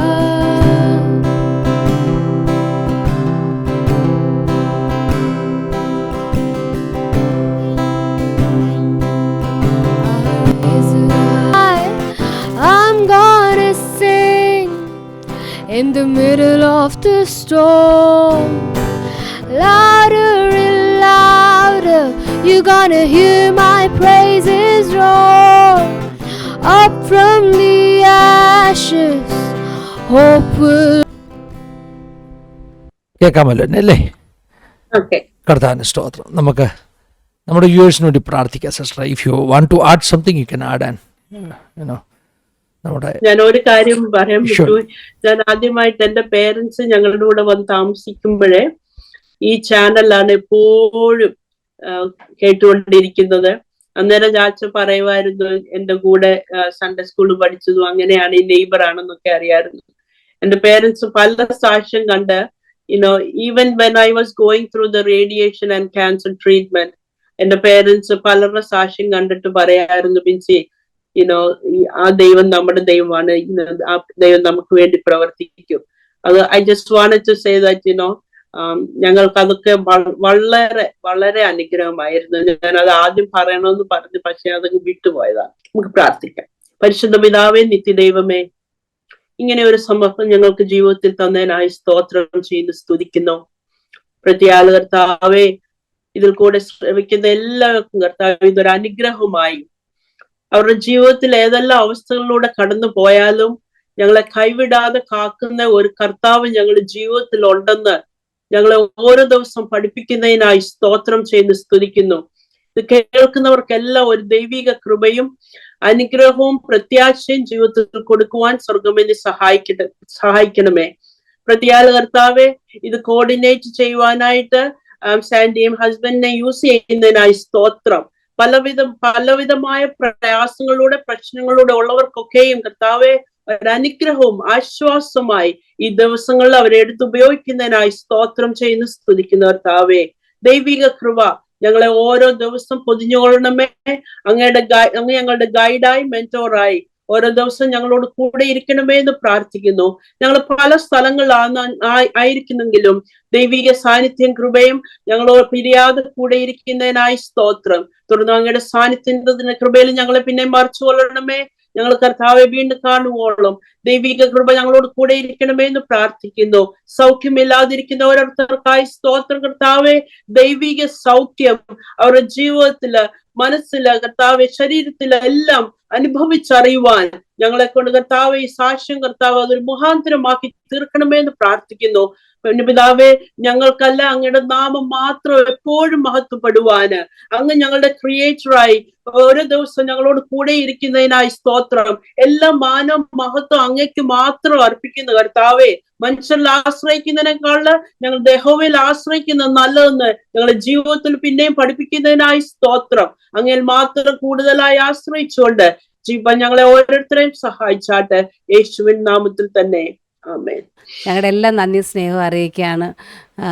എന്തോ പറയണമെന്ന് അറിയത്തില്ല, കാരണം ഇത്രയും വലിയൊരു പലവിധമായ പ്രയാസങ്ങളിൽ കടന്നുപോയി. പൗലോസിനോട് കർത്താവ് പറഞ്ഞതുപോലെ എൻ്റെ കൃപ നിനക്ക് മതിയെന്ന് പറഞ്ഞ് കർത്താവ് ഇതുവരെ നടത്തി. കൂരിലിൻ്റെ താഴെ കൂടെ എല്ലാം നമ്മൾ കടന്നുപോയാലും കർത്താവിൻ്റെ കൃപ നമ്മുടെ കൂടെ ഉണ്ടെങ്കിൽ പിന്നെ നമുക്കൊന്നും ഭയപ്പെടേണ്ട കാര്യമില്ല. ആ കർത്താവ് കരം പിടിച്ച് നമ്മളെ തീർച്ചയായും പുറത്തു കൊണ്ടുവരും. പിന്നെ മറ്റൊരു കാര്യം പറയാനുള്ളത്, നമ്മളെല്ലാവരോടും നമ്മൾ ചോദിക്കും നിങ്ങൾ നാട്ടിൽ ഏത് ചർച്ചാന്ന്. അന്നേരം ഞാൻ ഫസ്റ്റ് സ്റ്റേജിൽ നിന്ന് പറയാൻ വളരെ അഭിമാനത്തോടാണ് പറയുന്നത്. കാരണം ഞങ്ങളുടെ പ്രിയ അമ്മാളുമ്മ എൻ്റെ സൺഡേ സ്കൂൾ ടീച്ചറായിരുന്നു. പ്രിയ ടി.ജെ. സാമുൽ സാറ്, അങ്ങനെ ബഥേലിലുള്ള എല്ലാ അനുഗ്രഹിക്കപ്പെട്ട ശ്രേഷ്ഠന്മാരായ ദേവദാസന്മാരെല്ലാം ഞങ്ങളുടെ ചർച്ചിൽ ഒരിടയ്ക്കിടയ്ക്ക് വിസിറ്റ് ചെയ്യുകയും അവിടുത്തെ അമ്മമാരൊക്കെ ഞങ്ങളെ സൺഡേ സ്കൂൾ പഠിപ്പിക്കുകയൊക്കെ ചെയ്തതുകൊണ്ട് ഞങ്ങൾക്ക് ഒത്തിരി ആ സമയത്ത് ഞങ്ങൾ സൺഡേ സ്കൂൾ പഠിച്ച് ഞങ്ങളെല്ലാം ഒത്തിരി അനുഗ്രഹിക്കപ്പെട്ടവരാണ്. കാരണം ഇവരിൽ നിന്നെല്ലാം ദൈവത്തിൻ്റെ വചനം പഠിക്കാനൊക്കെ ദൈവം ഞങ്ങളെ സഹായിച്ചു. എല്ലാവരെയും ഓർത്ത് ദൈവത്തിനെ സ്തുതിക്കുന്നു. കാരണം ബഥേലിലെ സാറുമാരുടെ ഭാര്യമാരായിരുന്നു മിക്കവാറും ഫസ്റ്റ് എ ജി ചർച്ചിലെ സൺഡേ സ്കൂൾ ടീച്ചേഴ്സ് അല്ലേ. അപ്പോൾ അവരുടെ സൺഡേ സ്കൂൾ ക്ലാസ്സുകളിലാണ് സാൻഡിയൊക്കെ പഠിച്ച് വളർന്നു വന്നെന്ന് സാൻഡിക്ക് സന്തോഷത്തോട് പറയാനുള്ളത്. ഓക്കെ, ദൈവം അനുഗ്രഹിക്കട്ടെ. Thank you so much. I consider this as a privilege and I am very happy. ഞങ്ങളുടെ എല്ലാം നന്ദി സ്നേഹം പിന്നെ ഒരു പ്രാവശ്യം അറിയിക്കുകയാണ്. ഞങ്ങൾക്ക് വേണ്ടി ഇത്രയും സമയം മാറ്റിവെച്ചതിൽ കുടുംബമായിട്ട് കർത്താവ് അനുഗ്രഹിക്കട്ടെ. കർത്താവ് ശക്തമായിട്ട് കർത്താവിൻ്റെ വേലയ്ക്ക് കൊണ്ട് ഉപയോഗിക്കട്ടെ എന്ന് പ്രാർത്ഥിക്കുന്നു. എല്ലാ പ്രേക്ഷകരോടും നന്ദി പറയുന്നു. God bless you all. Have A wonderful time. Thank you for watching. God bless you all. Have a wonderful